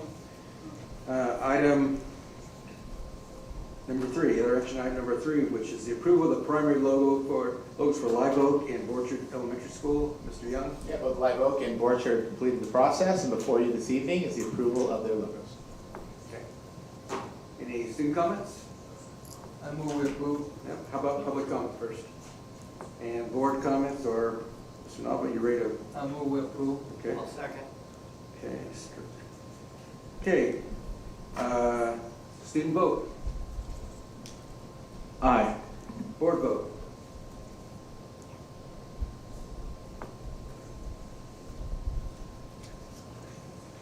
And it passes 7-0. Okay. Other action item number 4, approval of a job description for alternative program vice principal. Again, Mrs. Church. You have before you the newly developed job description for an alternative program vice principal for your approval. Okay, any comments? Yeah, I have one question. What exactly is this? What does this job entail? sometime back we talked about our combined Valley Robotics Academy and independent study. And part of that reorganization was to have one principal of that alternative site. And this is the vice principal that will work under their leadership. I remember now. Okay. Any public comments? Board comments? I have a question. Yep, Mr. Porter? Why a vice principal, not an assistant principal? The assistant principal position is only a high school position, and so the vice principal, because these are K-12, it's considered a vice principal because you're working with all those, encompassing the elementary aspects and the middle aspects, and in both those instances, they're vice principals. But in essence, that's what we normally call the person working alongside the principal, except at the high schools where we have an assistant principal position, because we also have a vice principal position, 3 levels at the high school level.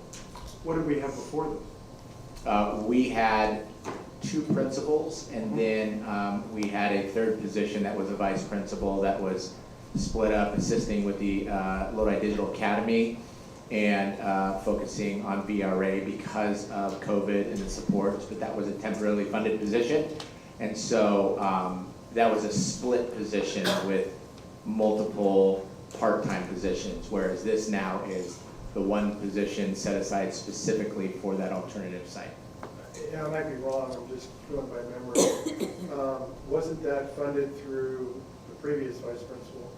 Was that funded through other one-time monies? Yes, if I said that incorrectly, that was in essence. The idea was that job would evaporate eventually. And it did. And so now we're bringing it back as a... We are not. This was specifically due to the reorganization. Instead of having 2 principal positions, one in VRA, one in independent study, the reorganization was to only have one principal overseeing both of those sites, and instead a lower level position to assist Right. as vice How principal. many students total at, I should know this, but I don't, at this site? How many students total? I don't have the current numbers for independent study and the current numbers for Valley Robotics. I could probably look that up on reports to give you the numbers, but we have the report that tells you what it is, but I don't have it right in front of me. And how many are actually on campus? I don't know on any given day, based on each program acting differently, how the students meet with the teachers and what days specifically they meet with them. But again, we can provide that information back. Thank you. Any other comments? Mr. Chairman, I move we approve this item 4. Okay, so now was first, Ms. Farland second. Student vote? Aye. Board vote?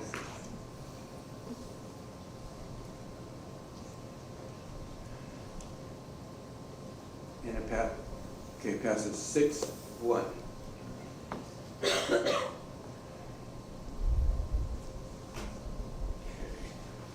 Okay, that concludes our other action items. Now moving on to our first report, which is, first one's the revisions and deletions of board policy 5131.1, bus conduct, and 5131.2, video camera surveillance, 5131.3, bullying policy, 5145.9, hate motivated behavior, and policy 5145.3, non-discrimination and harassment. Dr. Sully, you're up. Thank you, President Knackstead, members of the board, and Superintendent Young. These are more continuing parade of policies that we're bringing to update. The reason for the 2 deletions is they are being subsumed under the other policies, which you see written in the summary there. And so these simply are to bring us in line with Ed Code and CSBA language under the gamut purview. All right, thank you. Any student comment? Okay.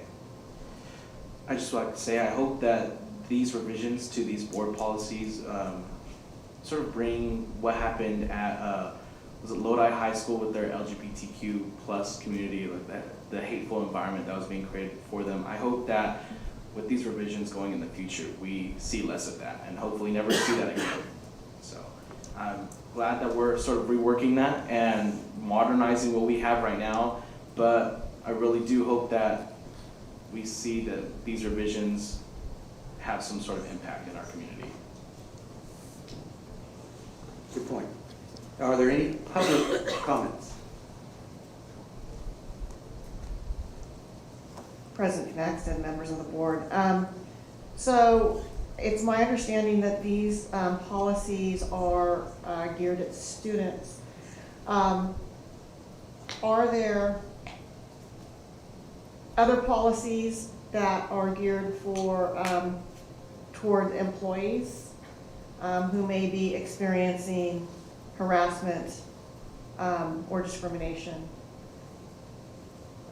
Is there an adjunct set of policies? Well, we do have non-discrimination and harassment policies. I don't have any up necessarily that are on the next round or two. Most of the policies we're bringing currently under Ed Services are related to our federal program monitoring, and we will continue as we finish that set to come into compliance with our findings, to continue to update policies that may be out of date, which we started last summer prior to our federal program monitoring. That gave us a priority that we wanted to focus in on those, and we'll get back to the tackling all the others that may be out of date, but our current harassment and non-discrimination policies are in place. I'm not quite sure if there's a particular policy you're asking about, but Just generally, like, I know that there are employees, they might be members of my association, they might be members of CSEA or LPPA or whatever, but I want to know what the corresponding board policy is to protect them in, if they are in a similar situation. So of course we don't want to discriminate against our students. I absolutely 100% agree with that, but we also don't want employees to experience that as well. So that's my point. Okay. Yeah. I understand this is primarily for the student.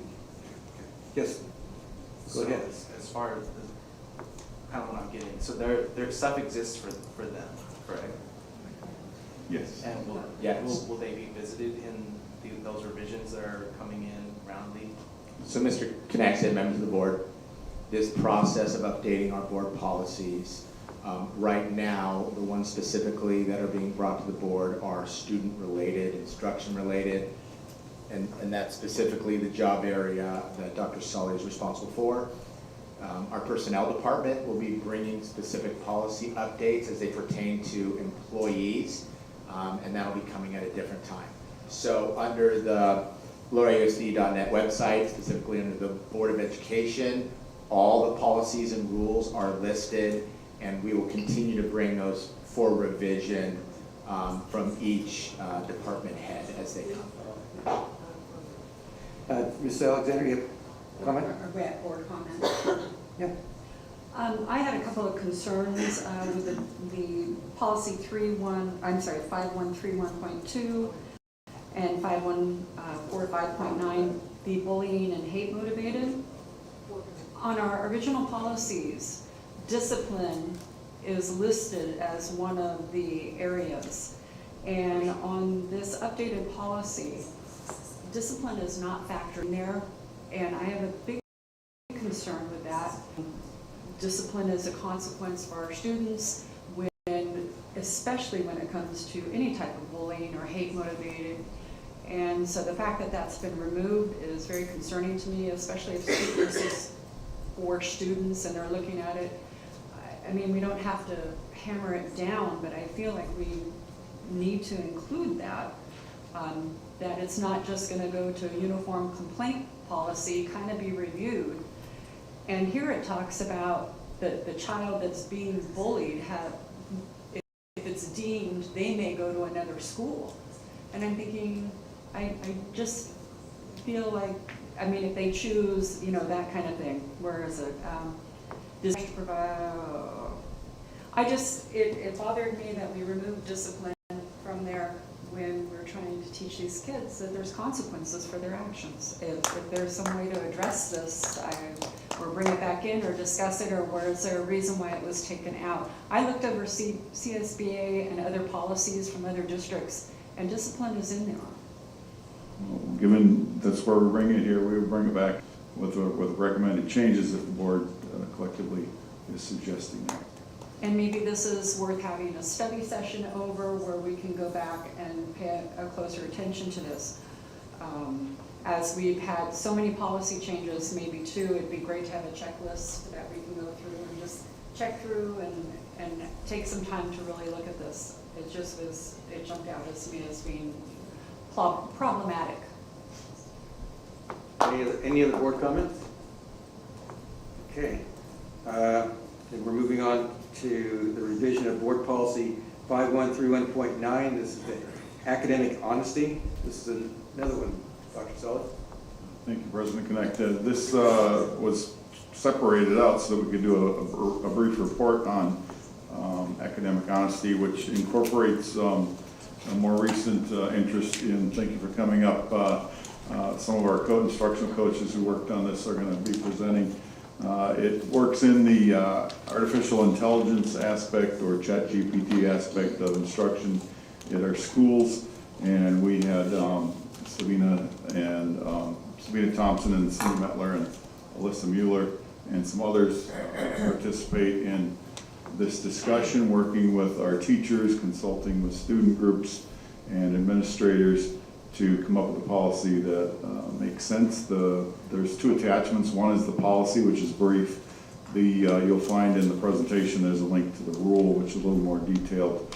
But these educators here in front of you will introduce themselves in order and give you some details on the discussions that we've had around academic honesty and the related artificial intelligence. Thank you, Dr. Sully. Is this close enough? Can you guys hear me? Okay. My name is Sabina Thompson. I'm an instructional technology coach. I'm Cindy Metler. I'm the Avid instructional coach. And I'm Alyssa Mueller, the secondary ELA coach.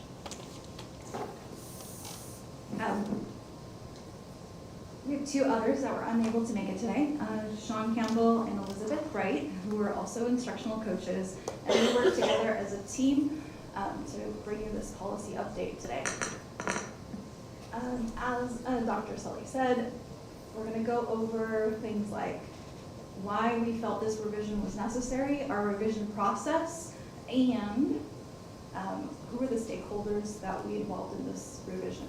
So, all right, so as far as the why goes, I don't know if you've heard, but ChatGPT has been out for a little while. It's a new generative AI tool that launched in May of 2022. And as soon as it launched, students everywhere were using it for some really great things and some really not so great things. So great things, students can learn using generative AI like ChatGPT by having it act as a personal tutor, having it create quiz questions, and then maybe even a debate partner. So there's lots of ways in which they can use it for good and to actually learn. They've also used it to just kind of skip learning altogether and do those homework problems for them, and also write essays, because you can write a prompt like, tell me about the Civil War, in a 5-paragraph essay, and it could generate that for you in seconds, and it's all original content. So as you probably have guessed, teachers were both excited about the possibilities, and they were also very nervous. They would no longer be able to assess their students' learning. So our group of instructional coaches have been doing professional development on artificial intelligence. We even did one tonight and then came here. We saw there was a need to have district support. And so we took a look at our academic honesty policy, and it was written in 1998, has not been revised since. To give you some perspective, that was before Google was a thing, before students had smartphones in their pockets, and even before we rolled out our 101 devices, right? So there was no place in which digital resources were addressed in this policy. And so we thought we'd update it for both digital resources and generative AI. We feel that this revised policy is going to allow teachers to both embrace it and to limit its use. And we hope that our schools will incorporate this policy into their student handbooks, and teachers will even further explain their policies for their classroom in their syllabi. Next slide, please. All right, so you see attached is the revised policy and rule. We worked as a team with lots and lots of research. We took a look at our current policy. We took a look at CSBA. We even were lucky enough to find other districts who are working on the same thing. And believe me, other districts are also scrambling to do this for their teachers and students so they can have a clear understanding of what is expected of them. We each either attended conferences, we've done coursework, and we even took a look at college level policies because college has been dealing with this for quite some time now. We, after our research, took it to our stakeholders, and I'll explain the stakeholders in the next slide. Then we made revisions based on their feedback. Next slide, please. All right, so as far as who we involved, this is a list. This includes meetings that we did, newsletters that were sent out, and then finally, for our students, we went to leadership classes, and we actually got a chance to talk to our students about artificial intelligence. And it was very enlightening and actually really positive. They were on the same page we were as far as generative AI goes. They're concerned that students are using it for not the right reasons, and that maybe those students have a leg up on them because they're not going to use that generative AI. Let's see, what else do you need to see? Overall, our feedback was super positive with about 90% approval on each of the pieces of the policy for both teachers and students. Should we tell them what the focus was? And we made sure that we asked the students if everything was clear. Like, we wanted to go in with the focus of clarity instead of like, oh, what do you guys think of this? Because we knew that wouldn't be super helpful. So we went through every part of the policy and just asked if it was clear, because it was really, really important that they understood it, since it would potentially, yeah, and it was anonymous too, so. I'm not sure they trusted that it was anonymous. And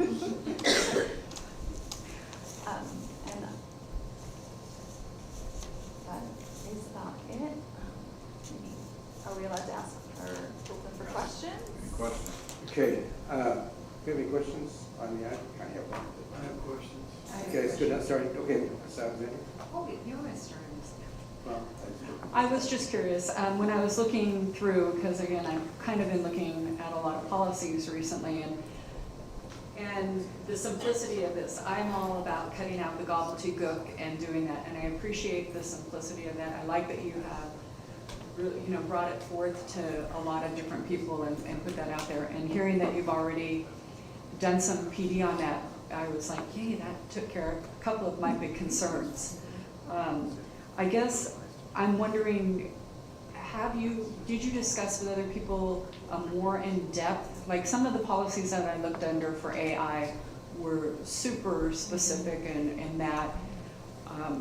Do you see us needing an additional just compartmentalized AI component, or do you feel like this really covers the whole thing, the whole spectrum of it?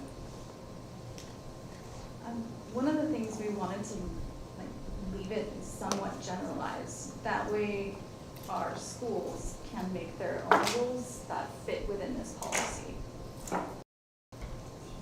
Salve, any other things to add? I just want to, as Michael's opening up the link that was on the slideshow, the rules, this short version, but if you'll scroll to the next couple pages, the policy is the short version. Right. The rule here gets into the meat of it, the sections about cheating, plagiarism and such, and this is kind of those bullets right there are sort of the steps for What is that from, may-dos, must-dos. Dr. Sully? Where is that from? That's in the slideshow. There's the link at the top of slide 2. Could you go back, Michael, to show where that link was? Right there. Okay, that's what, thank you. So this is more of the student-facing, the may-dos, the might-dos, the shouldn't-dos.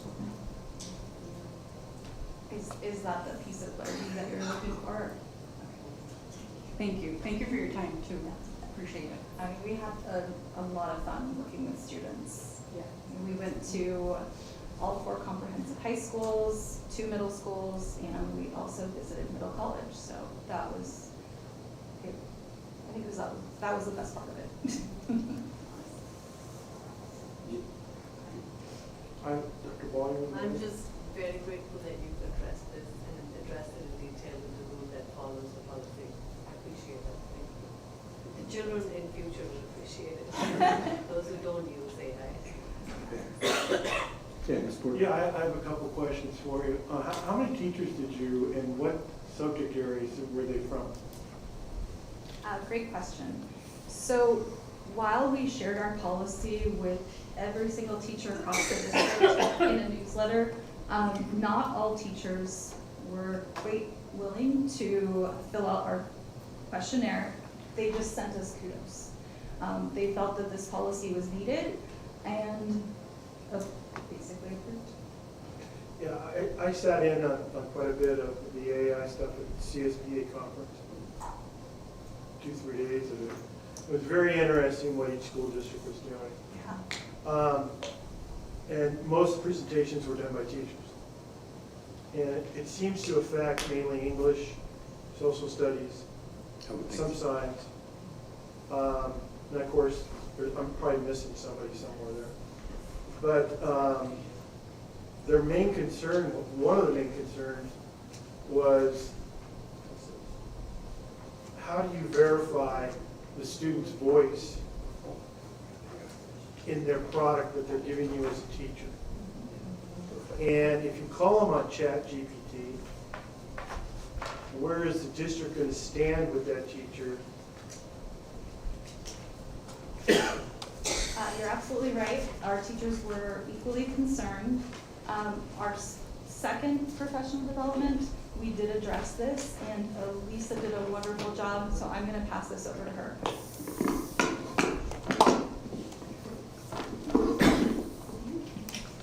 Okay, great question. So in our second training, it was all about ensuring academic integrity in the classroom, and part of what I'm doing when I go to sites right now is teaching and reminding people of like the writing process and steps and things that you need to do now in class to get to know your students as writers before you just, give a prompt and say, go write this over the weekend. That's not gonna work. So there's different steps you can take to learn what type of voice your student has. What kind of steps are there? The first one would be so when I taught AP, I would, or any class actually, break down the essay. If I give you a prompt and we're working on the introduction, I just want you to write the intro by hand in class that day. As soon as I sign it off, you can type it the next day. Gotcha. So we're gonna go through a process. So by the time you turn it in, I'm gonna see a draft of your essay. And then if you turn in something that sounds wildly different, I will have that discussion with you. It doesn't. You have paper and pencil. Yeah, you have to kind of go back to things like that just to get a draft out. It doesn't work for everything, but it does prevent a lot of issues if you can just get kids writing in class a little bit more and get them thinking about what they're doing before sending them off to do it on their own. Right. So that's just one thing. There's a ton of things that we went over in our training to kind of get them involved in that, so that you're not just, it's not a gotcha, like, oh, this is chat. We're not relying on Turnitin, AI, and things like that. It's just more about going back to good teaching and getting them to go through a writing process. And They learn their voice. So yeah, get to know their voice, and you can do it in any class. You can have kids set goals in a science class, and then like keep something so that you have something Yeah. that demonstrates their writing ability. Well, just imagine an English teacher that has 30 kids, high school, 5 periods, and they gotta learn all the voices. I did it though. I did it for 18 years. No, I understand that, you did it. That was before ChatGPT though. Yeah, but what we did before chat, don't think we didn't have to deal with the same thing. Then they were just on Google. And Right. then you had to investigate it on your own, because then you're like, okay, I'm on Google today seeing. Well, I thought we had plagiarism things. Well, we had turnitin.com, but some of Right. them didn't, make it through there, and Right. you're like, this still doesn't sound like it. So we've Okay. always dealt with that, or you had the smart kid back home who had a sibling or someone who was typing a paper. Sure. So you just had to there was a way you got to know your kid as a writer. Right. And it's just putting in the time, it takes time, but when you do that, it does prevent problems on the back end. Okay. So, That's good answers. How would you incorporate ChatGPT in your classroom? we're glad you asked. I brought this up like 5 months ago, and everybody looked at me like I was crazy, but go ahead. So, let's see. We have quite a few ways in which we've kind of told our teachers they could use something like ChatGPT, and we do have other methods now of artificial intelligence that we can use where there aren't the issues of data privacy. So what we can have students do is kind of interact with a famous person that they couldn't interact with before, Right. as it impersonates them, so they can learn from that.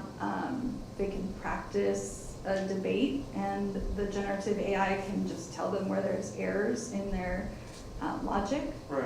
Yeah, there's tons of Okay, so methods. we've looked at the teaching side of it. It's awesome. You guys are awesome. Now I'm looking at it as, okay, I've got a kid that I think is cheating or using ChatGPT.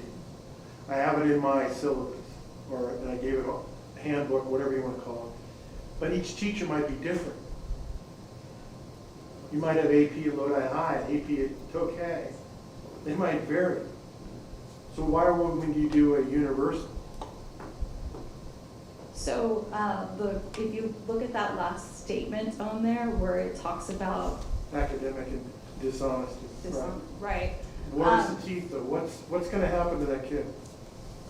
That's where we feel that sites need to take this policy and make it work for their site. So if they want to create some sort of discipline plan surrounded based on this policy, for Okay. example, like a tiered, like our students were like, we could do maybe 3 strikes and you're out kind of thing.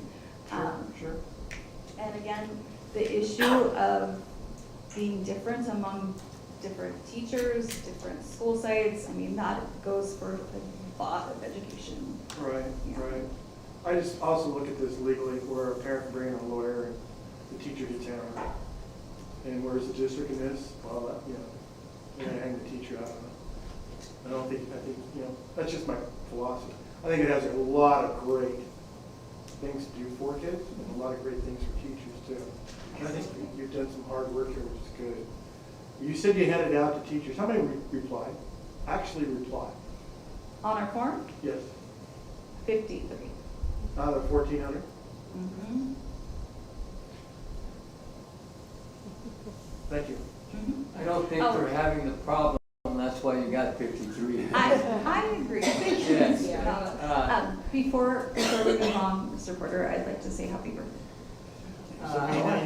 Savina, you were the best chem teacher, one of the best. I got to be careful with this story. But it was a great loss. And of course, you're doing great work as a coach. And I miss you. It was fun being in the building. I was the only male. And boy, you ladies have it every day. Oh, yeah. I know. It was great seeing you, and congratulations. Thank you. So thank you for saying that. Appreciate it. Okay, any other comments? Yes. Mr. Nolan? I just want to thank you people for being proactive. Yeah. This is coming, it's coming to fruition for a lot of reasons. And you've done your research, you've done a lot of work. Is there anything that's left that you haven't done? Not quite yet. We have actually taken our show on the road. So we've gone to different conferences, and work with other teachers at other districts to share like how to use generative AI, how to get students to use it. So I think we'll continue to do that. Do you feel it's going to be like a stumble as we move along through this? I mean, there's no way you're going to jettison in and get it right away, everybody. We're going to kind of learn as we go along. Absolutely. Yeah, that's kind of what I think. And I'm really proud of you guys for jumping in on this and starting, as Mr. Novel said.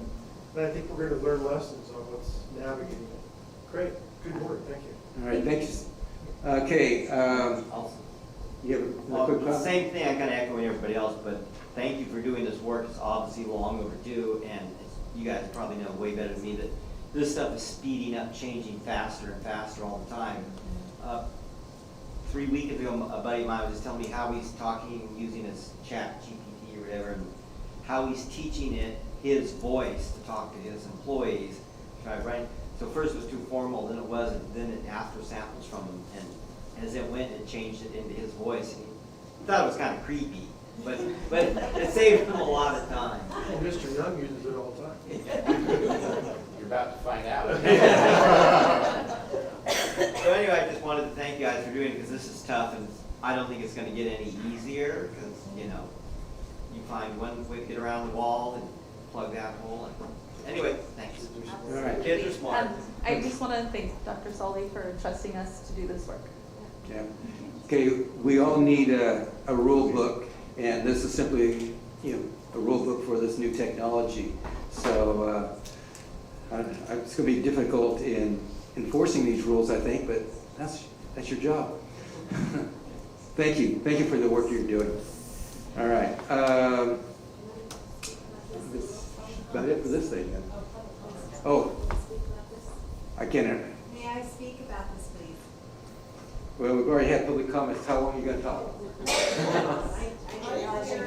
I didn't hear you asking for public comments. I took Sabina's class today. I never used AI in my class. I'm a 6th grade teacher, so I know about the voice. So one of my kids had taken the benchmark, and his writing was not his writing. His idea, he had told me about his idea before, so I knew it was his idea.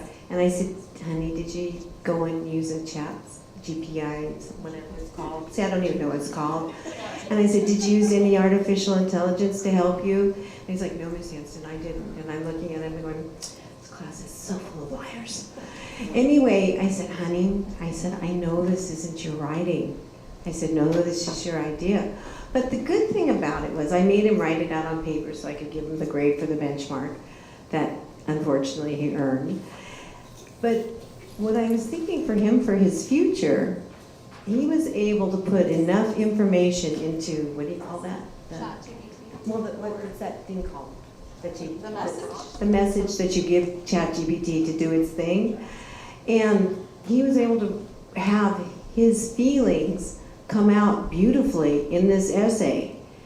And I was like, this is going to be a great tool for him in the future, because I don't think he's ever going to be able to write a decent 5-paragraph essay no matter what I do. But then on the other part, today when we were in our breakout room, there was one gentleman who was really well versed in it. So he spent about 7 minutes talking about how he uses it, and it was really interesting learning from him. And there were 3 of us who really had never used it before. So one of the ladies was teaching middle school, and she's doing the Outsiders book right now. So we had 4 minutes left at a time, and we just typed in, what can you have? I don't know what he put in the little message thing, but within 2 minutes, we had all these great ideas that she's like, oh, she's going to use them when she teaches this unit. They were marvelous ideas. And you didn't have to think and think and think and think and create them yourself like we used to do 30 years ago. So I was really, love what you ladies have done. I love taking Savina's classes. I don't do half of what I learned from it, but I'm getting better and better and better. It's coming in 2 weeks, so we'll see what we can do. But the part about grading and deciding, I think, that's going to be an individual thing, just like grading is kind of an individual thing now. There are kids that are going to abuse it, but there's going to be kids that are going to use it in ways that are really helpful. I think it's going to be a great technology. Thanks, Anita. All right. and you other ladies. Okay, thank you, ladies. Appreciate your work on this. Are there any board advisory committee reports? How about the superintendent? I'm gonna get to that after this. What about the agenda, sir? Before the superintendent? Yes. Okay, superintendent's report now. Yes, I just want to start by saying this. When I did receive a phone call Sunday morning from Lisa Wilkins letting me know what was going on, I must say I am quite proud of everyone and the way everyone rallied around Ansel Adams School, the staff, the students, and everyone who was impacted by this tragedy. The fact that teachers step up and, three teachers step up and take Lori's spot in honoring our newest National Board Certified teachers.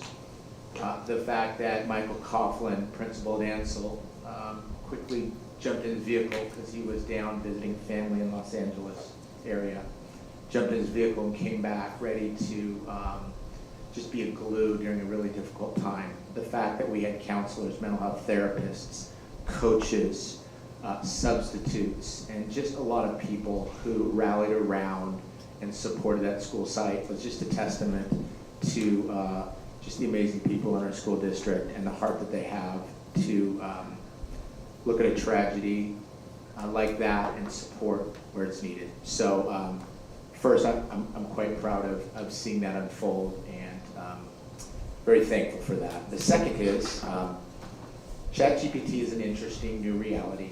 Although it's not just ChatGPT, there are many options. I think ChatGPT wins the, just like Kleenex, it's what we call all tissue. And now ChatGPT wins the award for being the brand name of all artificial intelligence. I think we have another opportunity to inform our parents how to utilize this service. Mathematics is a prime example. Many parents feel overwhelmed by mathematics, trying to support their children, understanding why you flip and multiply when it comes to dividing fractions. And artificial intelligence provides great resources for parents, step-by-step ways, coming alongside children and supporting them. And so it is a great resource when we use it. I think parents are the next level we need to start bringing into the loop and supporting them in using this to support their role within education. And then I leave you with ChatGPT's invitation. Dear school board members, you are cordially invited to attend the district spring art, where the incredible artistic talents of our high school students will be showcased. The event will take place in the boardroom on Saturday, April 20th, from 10 a.m. to 4 p.m. We invite you to witness the exceptional artwork from throughout the school district. The award ceremony will be held at 4 p.m., recognizing the outstanding achievements of our students. Your presence would be greatly appreciated. So our spring art show next week, this, I thought it was the 20th. That's ChatGPT's fault. April 27th, but you should know I did say it wrong. You didn't put the message in right. Yeah, it's the messenger. I will say this, next week, this entire boardroom will be filled with hundreds upon hundreds of amazing artistic paintings. I mean, it goes on and on. Our entire office is filled at this point. And so we look forward to you visiting on the 27th and seeing the incredible artwork through room. I know we've been in Mickey Grove in the past, but we will be doing it right here in this boardroom for all to see. So you are invited the 27th to come visit. Okay, thank you. All right. Can I just say something to Neil? Just talk to him individually. No, we'll do it after. Okay. Where are we? Comments from board members? I'm sorry? Comments from board members? Oh, yeah, I have. Well, wait a minute, you were second in line though. Okay, Mrs. Alexander, she was already ready to go. Oh, it's your birthday? Yeah, I was hoping for a kiss from you and Mr. Nava, but it didn't Oh. happen. And I'm Mr. Forrest Made my whole birthday. I'm not going to touch that comment at all, so happy birthday. I appreciate it. Anyway, who's going first? Birthday boy. Yeah, Okay, birthday boy will go. All right, I had the privilege of going to Heritage School on the 11th. And Carla Price, another, what would we say, 30-year teacher that's been just slugging it out for years, doing quality work, unheralded, but heralded there at her school. Set up a chance for me to read to the 4th grade class of Mrs. Coughlin. It was Dr. Seuss, Oh, the Places You'll Go. I don't think it's banned. Anyway, we were able to read, I was able to read that to the 4th graders. What a wonderful experience. And those kids, seeing them there, eager, listening to me kind of read and show the pages and all that, and pretty much make a fool out of myself, but yet being so respectful. Awesome. It was a very impactful day for me. Then afterwards, I got to meet with some teachers and ask some questions. And I have a list of things that I have to send to Mr. Young and the cabinet, not dealing with negotiations, just dealing with their day-to-day. I have no idea, when I taught high school, what elementary teachers go through. And I was on the floor afterwards. I couldn't teach elementary. I thought high school was rough. It's rough in a different way, but elementary, my God, the attention and detail that you have to go through, the testing, it was just amazing to talk to those teachers. And then afterwards, I met with their principal, Dr. Gutierrez, really interesting man. I got to know him pretty well. I spent about 3.5 hours at the school. It was fun. And it was very impactful for me. But to set it up was Mrs. Price, and she also brought the teachers in for me after I read. And I just want to give her big kudos, because these are the people, the unsung heroes in our district, that go about their job working with our students day in and day out and making the difference.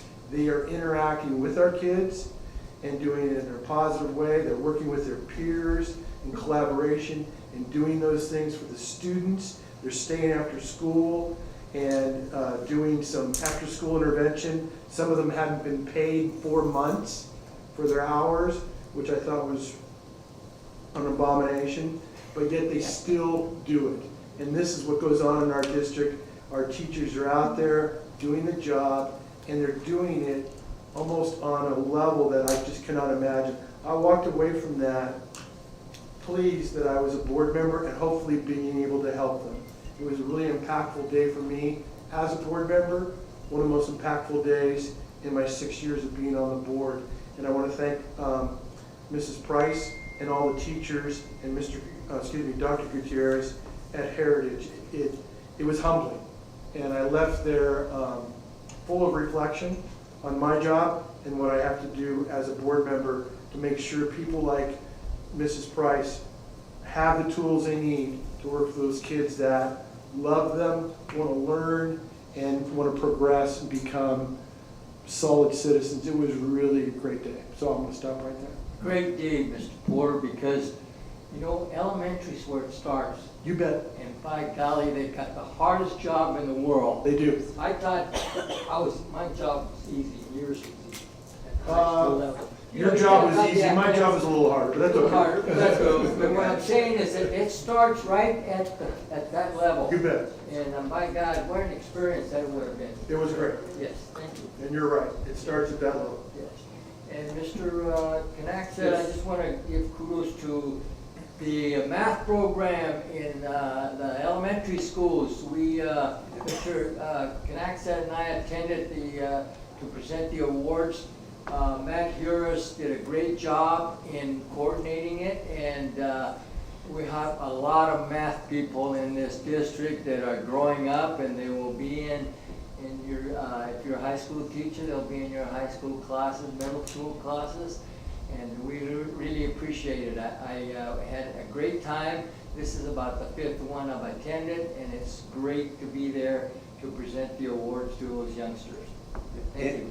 And I'd like to just add to that, I was kind of surprised. The winner is not just the winner. He's a 4-time winner in a row. So this only goes up to 6th grade. So you know, this kid is beating everybody, you know, when he's in second grade maybe. You know, he's already beating everybody else. What a brainiac. It's a smart kids, and it was a lot of fun to be there. Any other comments? Oh, sure. I just had just a quick comment about, I know when we were looking at like contracts and stuff that we put out monies for the Sweat 3 is it Sweat 3? Or I don't know, that's at Heritage. And some of these really cool programs that I know, like the Avid Ignite conference happen and PLC's work conferences that are happening within our district. And I would just love to hear some updates from people and feedback from teachers of when these programs go to the schools, what they're thinking about it. It's such a positive, and I would like to see that. I also know that hearts are heavy this week and hurting, and I just want to wrap everybody kind of in a huge hug, because I knew Lori very, very well. It was very emotional for me as well tonight. And I did get to go to the Teacher of the Year award banquet at the county, and to see so many amazing teachers and classified staff that were honored, and school counselors. There's just amazing people that are in this district. So thank you, and my heart goes out to everybody. Any other comments before we? Ms. Will, you have a question? Yeah, real quick. You know, I think Courtney probably copied the book to read from me, because I read the same book the week before for one of the schools, so I went to read it to 3 different schools. Sure you read it better. I don't know, I feel like I said last time, I was real nervous reading to the little kids. But anyway, they enjoyed it so much, they invited me back, and I'm gonna go tomorrow just to meet the principal, because she was in the meeting, and then I'm invited back to go read to the classroom. Live Oak. Live Oak. Yeah. And so, that, and also, well, I went to a couple other schools, but one thing I really enjoyed going to Lockford School and talking there, and it's a K-8 school, and seeing how involved the community was with that school. The community's really involved, the local Lions Club comes in, they take the kids to a couple local businesses for different programs. I left those papers at home. I just was heading up to the mountains and stopped in and chatted with the principal for about 45 minutes or an hour. So, and got invited back, I wanted to go see some things there, but it was really nice to see that they, and I know they're getting rarer, but a real community school for a very small town with community feel. So I got a kick out of it. Okay. I do agree with you, Diamond, because it's it's like a cute little campus. I have to tell you, in case you didn't know, you have some really, really talented musicians in our school district. I had the opportunity to sit in our collective concert at Bear Creek. Miss Julie Hummel was kind enough to let me sit next to her. The kids are just phenomenal. I think education, yes, but what music does to you is what I saw that night. Those kids were excited, those kids were happy, those kids were just having a fun evening. It was only 45 minutes to an hour, but the whole gymnasium was just full of people, full of happiness, and it was overwhelming. And I want to encourage our school district to continuously support arts and music. I think it makes a big impact on our children's lives. Dr. Ball, just point of clarification, my understanding there was quite the guitar player. Did that happen at the Bear Creek? Oh my goodness. Yeah, middle school student. It was a It's a rock concert. Yeah. It was wonderfully but flawlessly preceded by the kids. It was excellent. Yes. And the jazz band at Bear Creek, you guys have to call them for your events. Okay, any other comments? Okay. We adjourn. I'd just like to thank Mr. Youngo for his comments about Lodi Unified staff rising to the occasion when we need to. Well said, and thank you. Now, Ms. Nugg. Yes, sir. Oh, yes, sir. You're still here? I thought you went home. No, I'm still here. I'm always here. I just want to say thank you guys so much for the respect and attention you guys have showed me this year. Definitely makes me a proud community member, and definitely sitting on this side of the room, it's definitely a different aspect. You see things in a whole different light. And I'm really looking forward to the work that you guys do going forward in the future of Lodi Unified, and hope to still be a participating community member and coming in this room and talking to you guys, and I know that we personally, I felt like, there were some rough moments I had in this room, but there was always that level of respect that was maintained. And You're always welcome. Thank you. I really appreciate that. And my birthday twin, special shout out to you. And then another special shout out to Miss McFarland.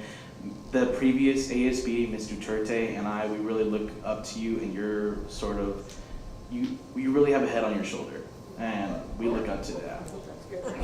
Like, we just look up to your sort of like your aura, your leadership that you provide, and we appreciate that from you. And Mr. Porter, the first day I walked into this room, you shook my hand and greeted me with a smile and immediately made me feel welcome. And happy birthday to you, by the way. And thank you for welcoming me into this room. I enjoy being in your presence because I'm part of seeing you grow up and improve and become something that you want to be in life. And that's a big part, how can I say that? It's very humbling for us to be a part of that. So good luck to you. Thank you for your kind words. Okay, and that is all I have. Now, Mr. Thank you Nava. guys. That's it. No, He already said it. Oh, okay. Oh, we have first and second, okay. I second. All in favor? Aye.